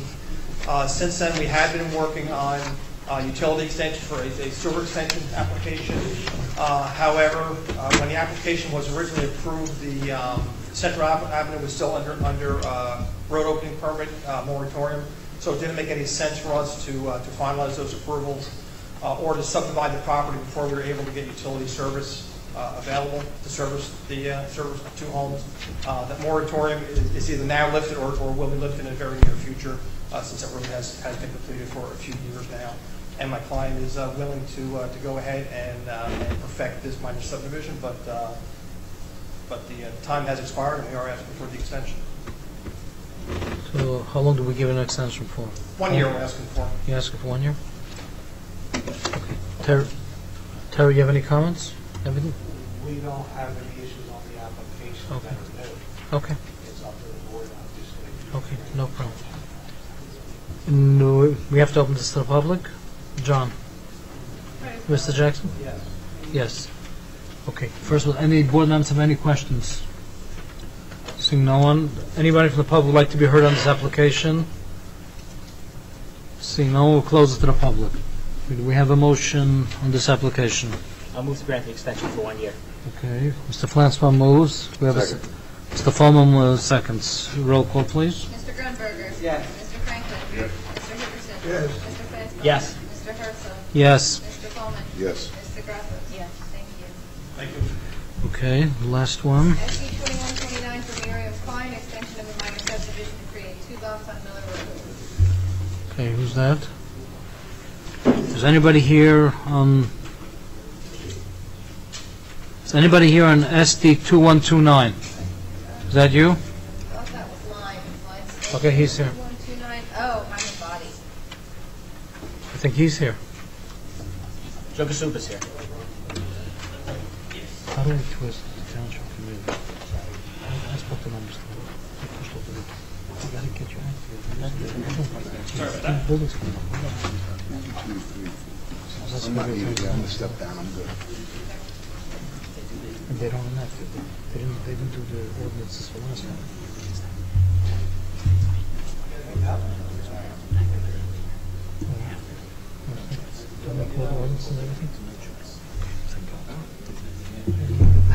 Was it announced? Okay, I apologize. Joe Kashuba, KPA Engineering Services, here for an extension. You have to be sworn in. I do. Okay, please proceed. Joseph Kashuba, KOCI UBA. We were are the engineer on this application for Miriam Klein. We are requesting an extension as a result of some difficulties we've had with Ocean County. We made application to the county many, many months ago and working back and forth with them. Our understanding is one of our waivers that we need to request was being heard this past Wednesday. We don't have the answer on that yet, but we are actively proceeding with the county and trying to finalize this. We've submitted to the town on numerous occasions. Both Terry and Jeff have reviewed this, so we'd like an extension to allow us to complete the subdivision. Okay, thank you. How long, 1 year? 1 year, please. Any board members have any questions? Seeing no one, anybody from the public would like to be heard on this application, please come forward. Just to clarify, this was just previous approved. Please state your name for the record. How long was this? How long was this? I believe this was approved back in June. What is the problem with the county? We require, it's on a corner of a county road and a township road. We required some waivers from right-of-way dedication and site triangle. This was considered by this board. I'm just asking why this board didn't look into the problems that the county is looking into. I do not know. Okay. I didn't ask for the road, so I get to that question. Anybody else in the public would like to be heard? Please come forward. Moshe Hirsch, 290 Miller Road. Please state your name, I didn't hear. Moshe Hirsch, 290 Miller Road. You swear affirm testimony given before the board? I affirm. Just curious, does this need to be noticed to the neighbors, or is it okay to, I'm not sure exactly what transactions are happening today, I'm just wondering. Per my understanding, extensions do not require legal notice. Okay. They only if they're a certain size or they can go. Thanks. Okay, thank you. So do we have a motion? We'll close it to the public. We have a motion. Yeah, I move to grant the extension. Mr. Flansman moves to, we have a second. Mr. Katsura seconds. Roll call, please. Mr. Grunberger. Yes. Mr. Franklin. Yes. Mr. Hipperson. Yes. Mr. Flansbrough. Yes. Mr. Herzl. Yes. And Mr. Roberts. Yes. Thank you very much. Okay, what's left over here? Okay, we have We have, again, you may recognize. 3 resolutions. Right, Carrion Buffer Conservation Overlay. We discussed this at the last meeting. I had specifically wondered aloud why there was no map. After further inquiry in the clerk's office, turned out there is a map. Now that you have that map, we're just asking for you to review again and confirm your previous endorsement of this proposed ordinance. Here you have a map.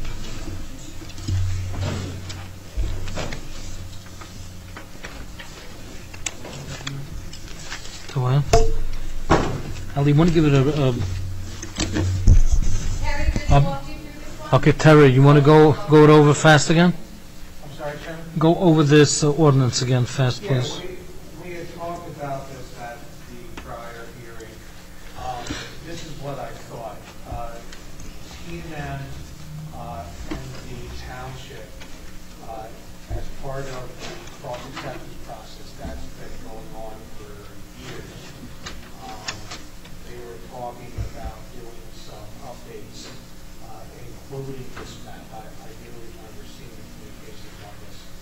What I believe this is, I have not gone over this in detail, but I believe what is on the map, it appears to be what the state has shown to be Category 1 waterways, and then for those waterways, you have the associate 300-foot buffer. And we had talked about this a little bit at a prior hearing, and I mentioned that the board has seen a handful of applications where the issue has come up. It's been raised because someone knew it was in the area, or because we looked at the state's map, the same information, and said, hey, you have a Category 1 waterway, do you have any impacts? And what's happened in those cases is that usually the outreach professionals will go back and do a site investigation. The regulation itself is not cut and dry. What this shows is that based upon the state map's waterways, if this were 100% accurate, it's not, which is why people have to go field verify. This would be the waterway limit, and this would be the result 300-foot buffer, which is regulated by the state. The benefit of having this map on the books is that everyone, including builders, including the public, there's a body of reference to say, okay, you guys are looking to put in the site plan subdivision here. Hey, we have a map that shows a 300-foot buffer or a potential 300-foot buffer. Okay, deal with it during the planning board process. Get testimony that it is or is not an impact. If it is regulated, they'll have to give testimony that if a board approves the project, they're going to seek the appropriate approvals from the NJDP page. It's meant to be proactive to help everybody. It gives you more of a tool on the planning stage to find out if there's a potential issue. If there's a potential problem, in Right. theory, if you have a map like this, you know it's sooner than later. Yeah, and it's a good idea to adopt, and it's something that the state's making the Right. township adopt as part of the plan endorsement process. That's my understanding. Yeah. Okay. I've seen this model ordinance in other communities. Yeah. It's nothing different than what the state already has on the books. It's the same thing. But it's now on the township level, right? Right. Yeah, it's just extra enforcement. Excellent. Yeah. Right. Okay, thank you. Any board members have any questions? Seeing no one. We open it to the public, right? This one too? Okay, so we're not. So do we have a motion? Right. Okay. Do we have a motion to adopt this resolution or not? I'd move the motion to adopt the resolution. Okay. Second. We have a motion and a second. Roll call, please. Yes. Yes. Yes. Yes. Yes. Yeah. Okay. Just to clarify, because they are listed on our agenda as resolutions, these are committee resolutions. I used to reference them by proposed ordinance numbers, but the committees changed the way they number things, and they come without ordinance numbers on them. So they are referenced with the resolution number. That's the committee's resolution number. So the board's not approving any resolution. We're not enacting any zone changes or anything of that nature here. We're just confirming for the committee that we find this proposed ordinance is in conformance with the master plan and that you support it. It's a recommendation. Yes. Okay. The next is a proposed ordinance regarding adding a new definition for attic, as well as a definition for habitable attic, as well as adding a parking requirement for habitable attic. Okay. I recommend that you read that itself to get the details on that. Which one is this? Okay, so I believe this came up as a result of some concerns about. if I'm reading this correctly, basically, if an attic has a stairway, an interior stairway of any sort of stairway leading up into the attic and has a ceiling in excess of 7 feet, then it requires an additional parking space. Right, the concern is that people were coming in for plot plans, building these houses, not finishing their attics. We get it. We get it. Township engineer Jeff was doing his calculations, being real good, and then they'd come back later to retrofit. We get it. We get it. We get it. So in other words, there's one additional space required now. Is that what it is? One additional space? If I'm reading this correctly? A habitable attic is considered 2 bedrooms, so it 2 bedrooms, depends on okay. how much those bedrooms add into the existing bedrooms. So it depends on how many bedrooms you have in the rest of the house. Oh, I see. So, okay. So a habitable attic is considered 2 bedrooms. Correct. It says 1 bedroom. It says habitable attic should be considered 1 bedroom. It's determining the number of Oh, I'm bedrooms. sorry, I'm reading the basement. Basements are 2 bedrooms. Okay, so it's considered 1 bedroom.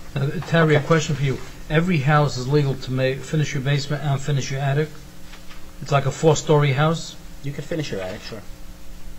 If it's allowed by the building code and if it's not precluded by a particular board approval, yes. Okay, so it's allowed, so we're just concerned about the parking right now. Usually the height requirement of the zone is what we're covering as well with regards to attics. It's 2.5 stories or 35 feet. Right. So they wouldn't be able to go over that. So my question to you, if somebody has now a basement and he has a finished attic and a first floor, is 2 tenths, what would be the maximum? What's the maximum parking that we, If this ordinance is adopted, right? when Jeff or Bill gets the plot plan application, he's not only going to look at what he typically does, which is the house, plus counting to the basement. He's going to add another bedroom for the attic, and he's going to see where it fits into the calculations as to the total number of bedrooms. Right, so my question to you is, If that puts it over, then you're going to add extra space. right, because technically we always required for the basement and upstairs roughly 4 spaces, 2 and 2. 1.8 and 2. 4 spaces accommodate 7 bedrooms, so if that were 5 bedrooms for the main part of the house and a finished basement, that would be 4 spaces, because the basement counts for 2. Right, now, Now, if you have the attic, it kicks it into account of 8 bedrooms, which would be 4.5 spaces, which it looks like still rounds to 4. But if you have a 9th bedroom somewhere in the house, if you have 6 in the main house, you kick to 5, so. okay. I have a question for Mr. Bowman. What if it's a really big attic? I mean, the way this is defined is a third of the floor underneath, they're taking, that they'll have a sloped roof. Are there definitions that make it into a third floor if it's? Okay, Mr. Jackson, didn't Ali just read that it's 2.5 stories? Didn't you use those words, Ali? Yeah. So 2.5 stories can be a big attic. I see John's point. It says attic habitable in which the ceiling area at a height of 7 feet above the attic floor is not more than 1/3 the area of the floor below. The geometry of that, I think, is the roof will slope, so you're only going to go 7 feet So to hit a there'll certain be- point in the roof. So the floor out to the wall, as it slopes down, you can count. So 1/3 There'd still of be a the big house area. footprint could, he's saying, could essentially possibly fit more than more than 1 bedroom. But it's maximum 1/3 of the house footprint that you can have an attic finish. Footprint, the floor below, I think it says. Floor below. So let's say you have 3 bedrooms in your attic. No, one at a time, please. It's still only Floor below, if it's a huge house, it's going to have 2 bedrooms, so It'll be over 5. by default, it's going to kick above the floor. So that's what I want to know, if it was like a loophole. It is a small requirement. I mean, basements are automatically considered 2, but basements usually have more than 2 bedrooms. So, I mean, they're starting out low, I would imagine, because if they come in and say, attics count for 4 bedrooms, you're going to get a lot of pushback, and nobody's going to want to vote for that. You know? I had a house that had 3 bedrooms and a bathroom on the 3rd floor, which was under the roof. You know, it was an attic, Victorian style. I mean, you could recommend. How many car spaces do you have? I have like 6. Oh, okay. So you're okay. That's a stereotypical. Okay, and one second, please. Any board members have any questions? Mr. Grumby, you had a question? No, Ali answered.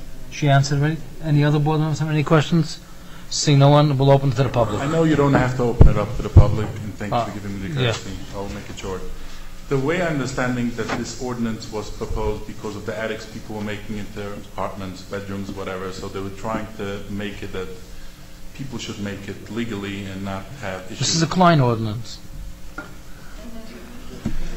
But I wanted to, the question is if it's making it easier or harder. That means it's l'killa lo chimra, I'm sorry for the Yiddish word. The intent is that when you have a raw attic, they should count for 1 bedroom. But when somebody finishes actually the basement and makes 3 bedrooms, it's counted as 3. That was the intent of making this ordinance. That answers somebody's question, is asking if somebody's making a bigger, more bedrooms, right, if we're only going to count it as 1.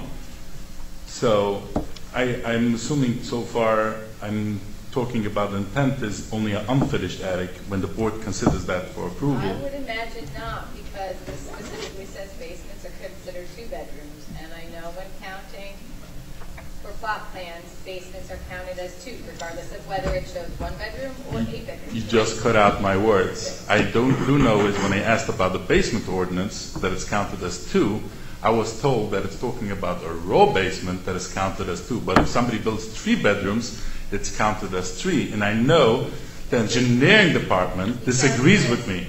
Mr. Stager counts it as 2 regardless of. I know. Why does a raw basement need parking? Because the ordinance doesn't specify one or the other. same as this is saying, if it's a habitable attic, whether it's finished or not, it's counted as a bedroom. This is exactly what I'm talking about, that I'm trying to prevent happening, what's happening with the ordinance of the basement. The intent of the ordinance, when I spoke to the committee, the intent was unfinished basements will count it as 2, finish it up, make it more, will count it as 3.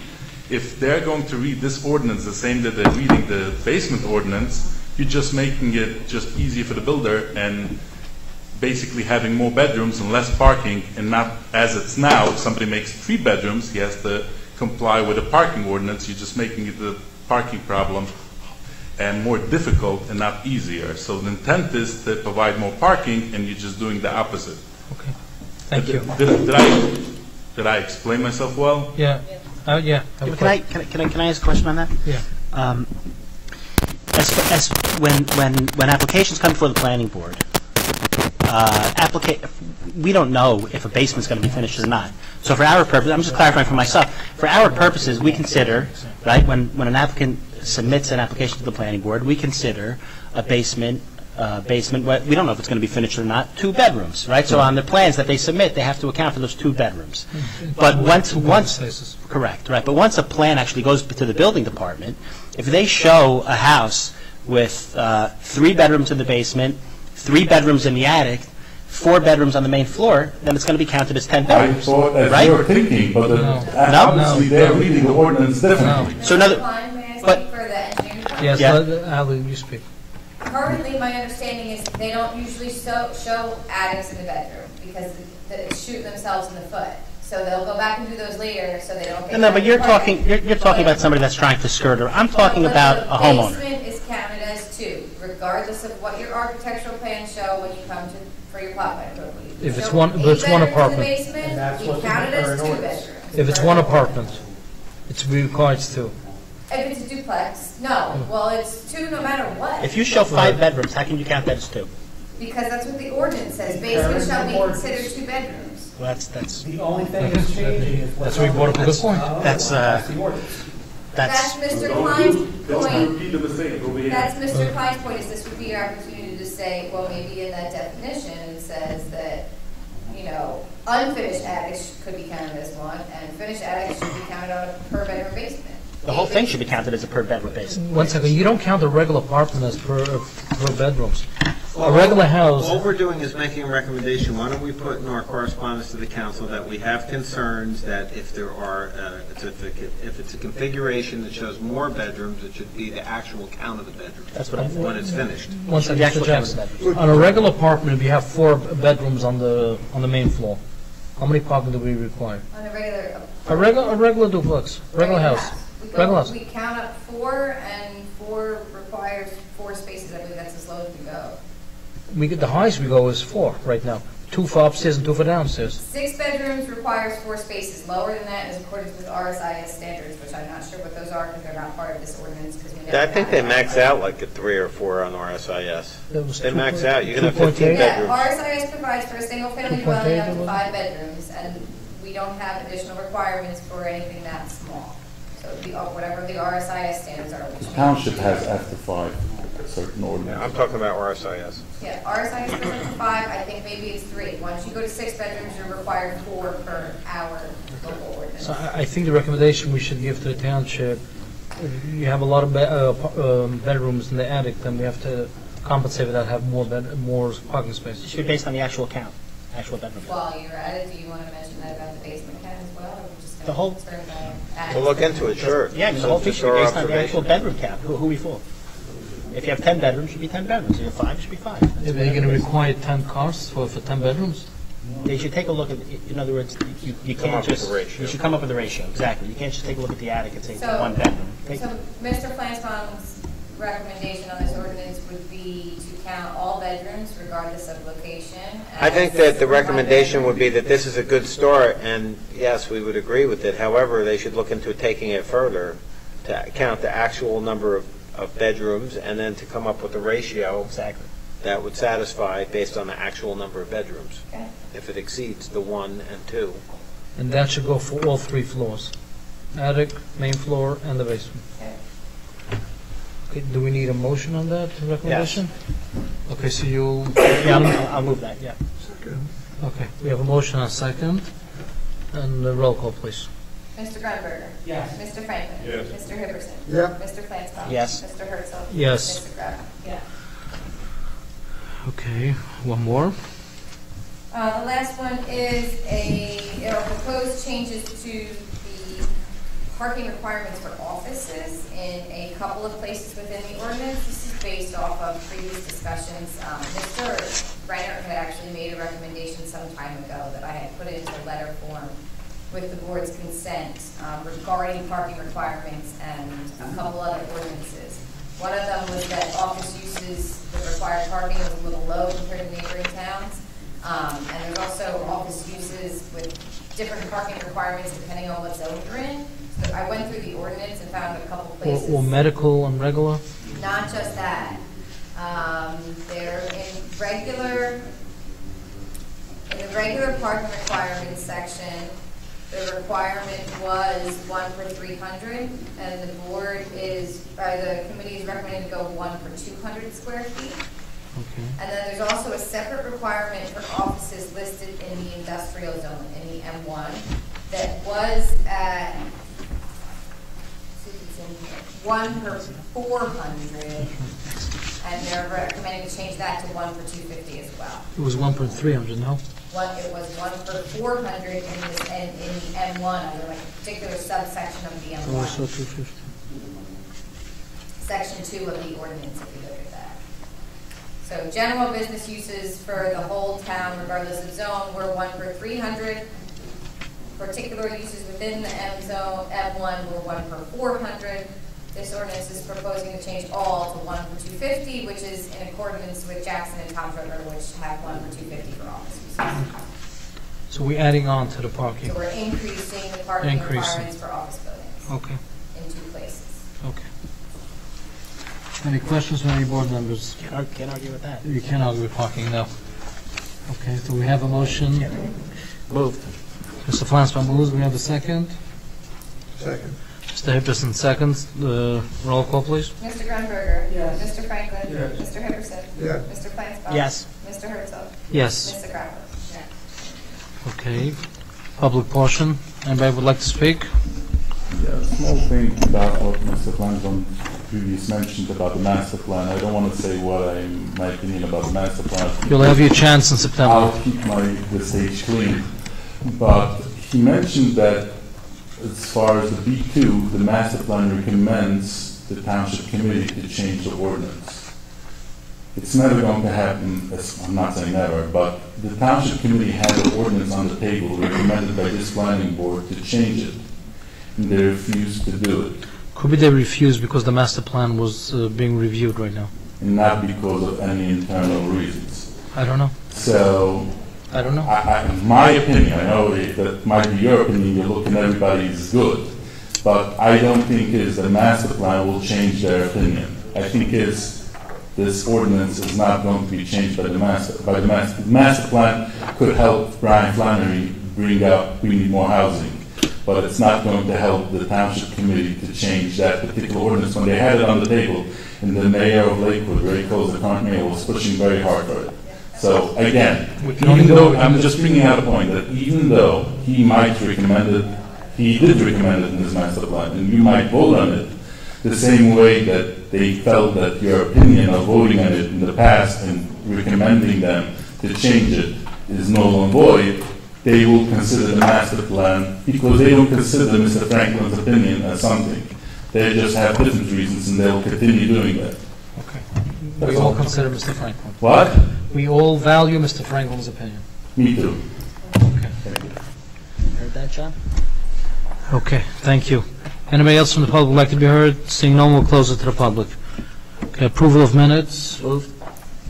Okay, all in favor? I'm going to abstain because I wasn't here, but I moved it. Aye. Any nays? No.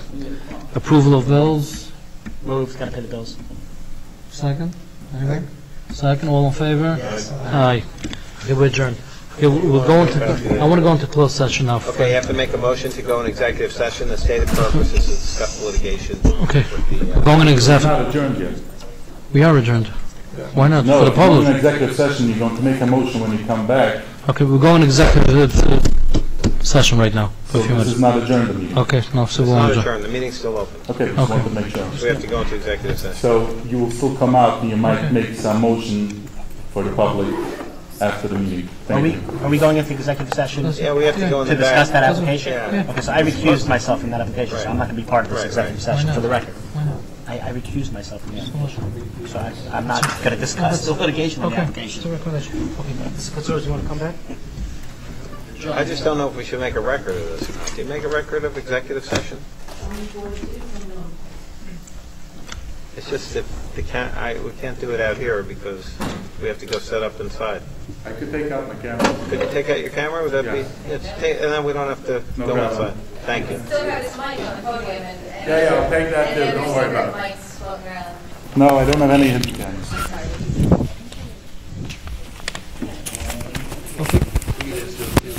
Yeah, yeah. Please excuse us for a, Adam wants to stay around. Will you let me know when to come back in? yes, I'll come and get you. Okay, we'll do it here.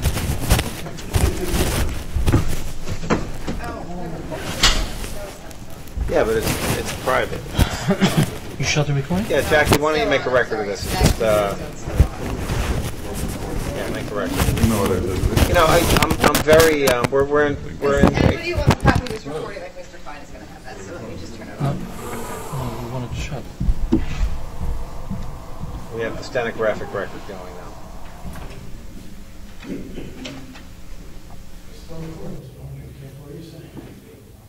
What does he get? I don't understand. Why did they just close it down? What are they doing? This is private session.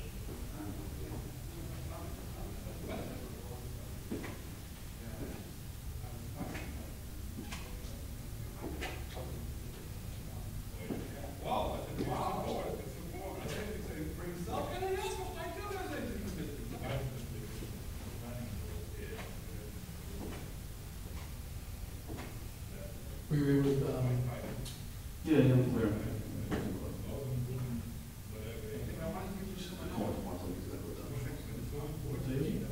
Thursday. Short night, there's something extra with last time.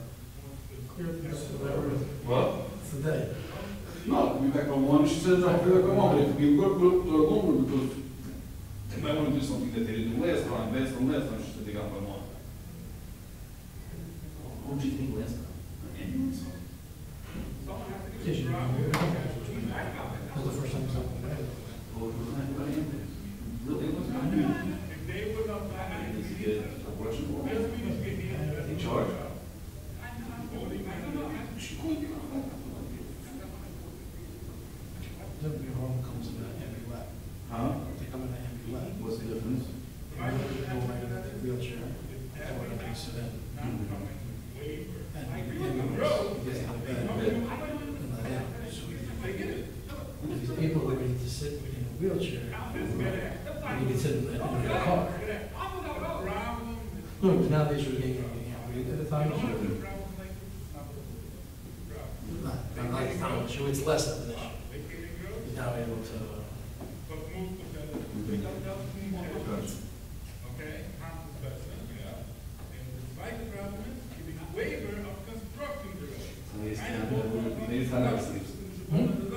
I never sleeps. You probably see him going on. You didn't check your feet in breakfast check. What did the little office of the box mean? What? Yeah, I think so.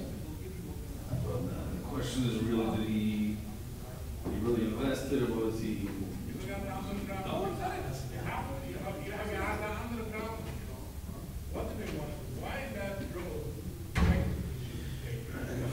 Let me see what she wants. On the court. Oh, I didn't tell you. I said my lawsuit. I mean, listen, the policy was worth, the most I could have got was 1.5. Right. To me and you, I got 1.1. I mean, I don't get 1.1, but that's what the number was. Minor fees. I didn't see the number because it just settled this week, so I don't have the exact number yet, but it's a shame. No big purchases, nothing. I know, I'm saying, officially over the wild man. No, I understand what you're saying, but I can officially go to the in 1 minute. No, I'm not getting my wife on the court, it's nothing. We're not getting the Jaguars or anything. So my lawyer asked me, he called me this week, and he asked a question. He said,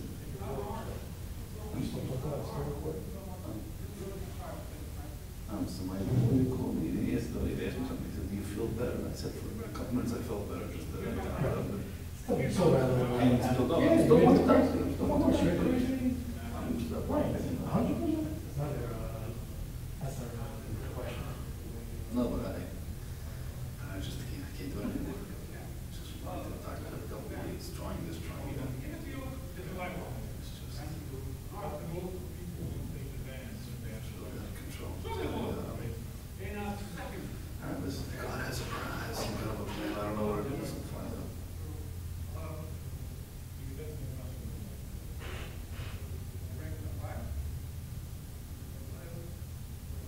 All right, I'm going to get something to eat now. Tomorrow, we're going to entertainment tonight. Almost. Private session. Oh, you're going to practice session now? Yeah. Hey, can't get in there. No, it's executive. I'm an executive. No. I'm an executive. Yes. Huh? You're not allowed. Last time I checked, he didn't send a check. Yep.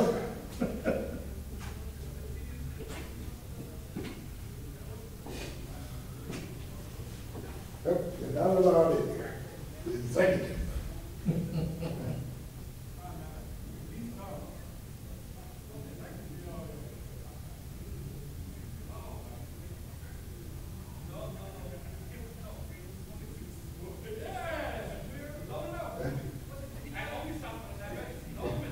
Huh?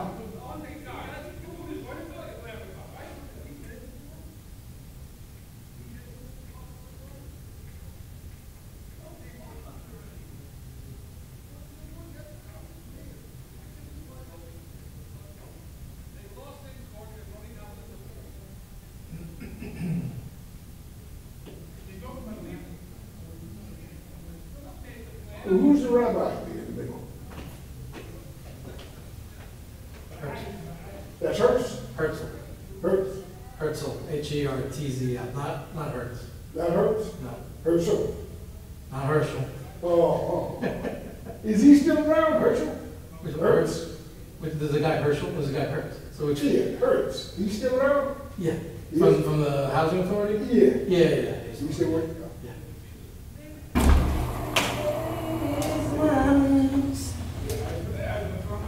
Those bathrooms are closed. They're closed? Yeah. But go on. Don't, what you call, mess it though. Okay, I got you. Thank you.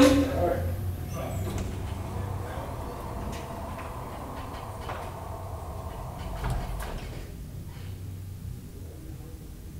Come on.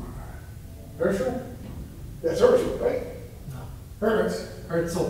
Herschel.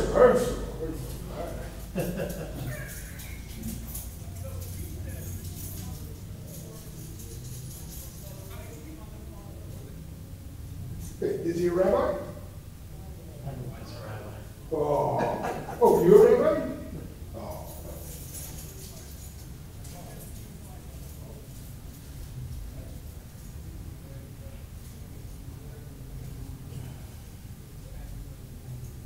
That poor baby, she be sitting there, she don't even get a chance to go to the bathroom.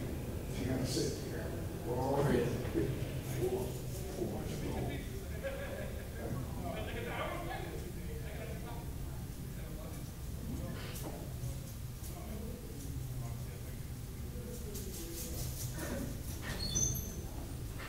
Thank you.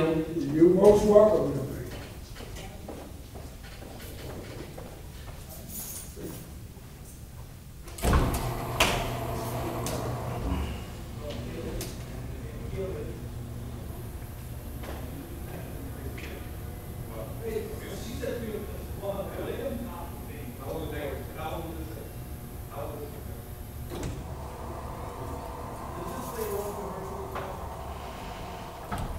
We're gonna clean up everything by the time we get in here.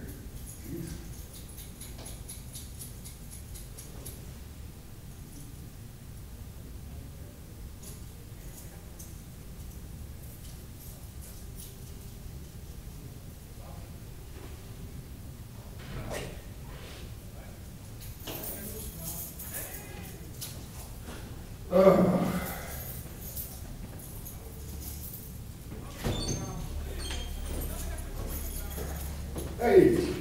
What's happening? We go home or what? Sneak peek? Another hour or so.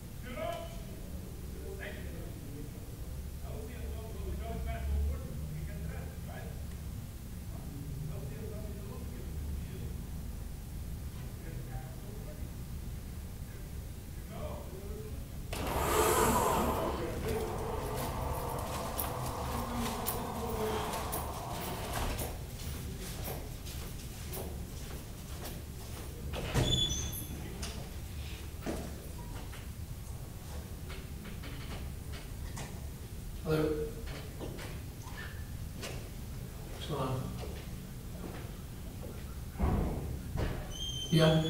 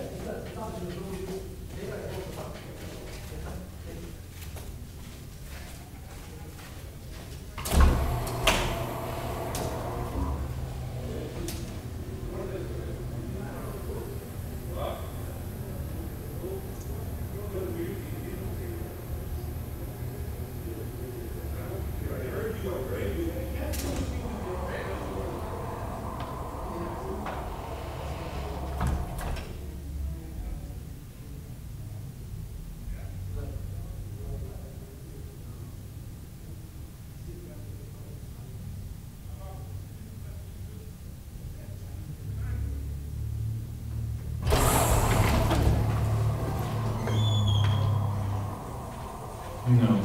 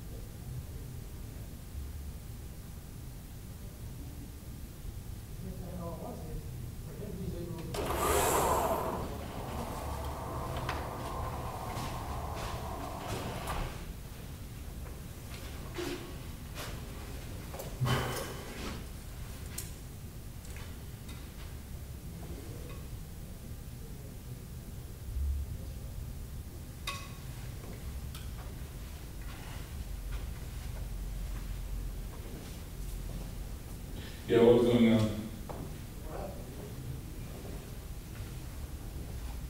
Mm-hmm.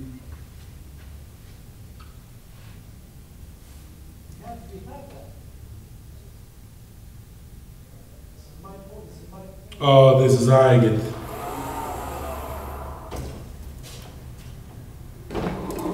Mr. Klein, we're back open. Oh, okay.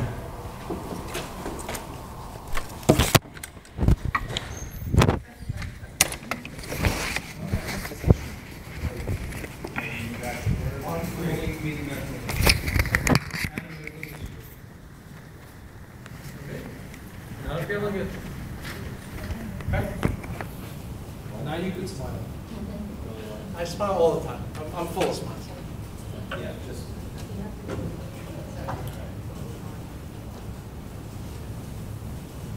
And ask for a motion.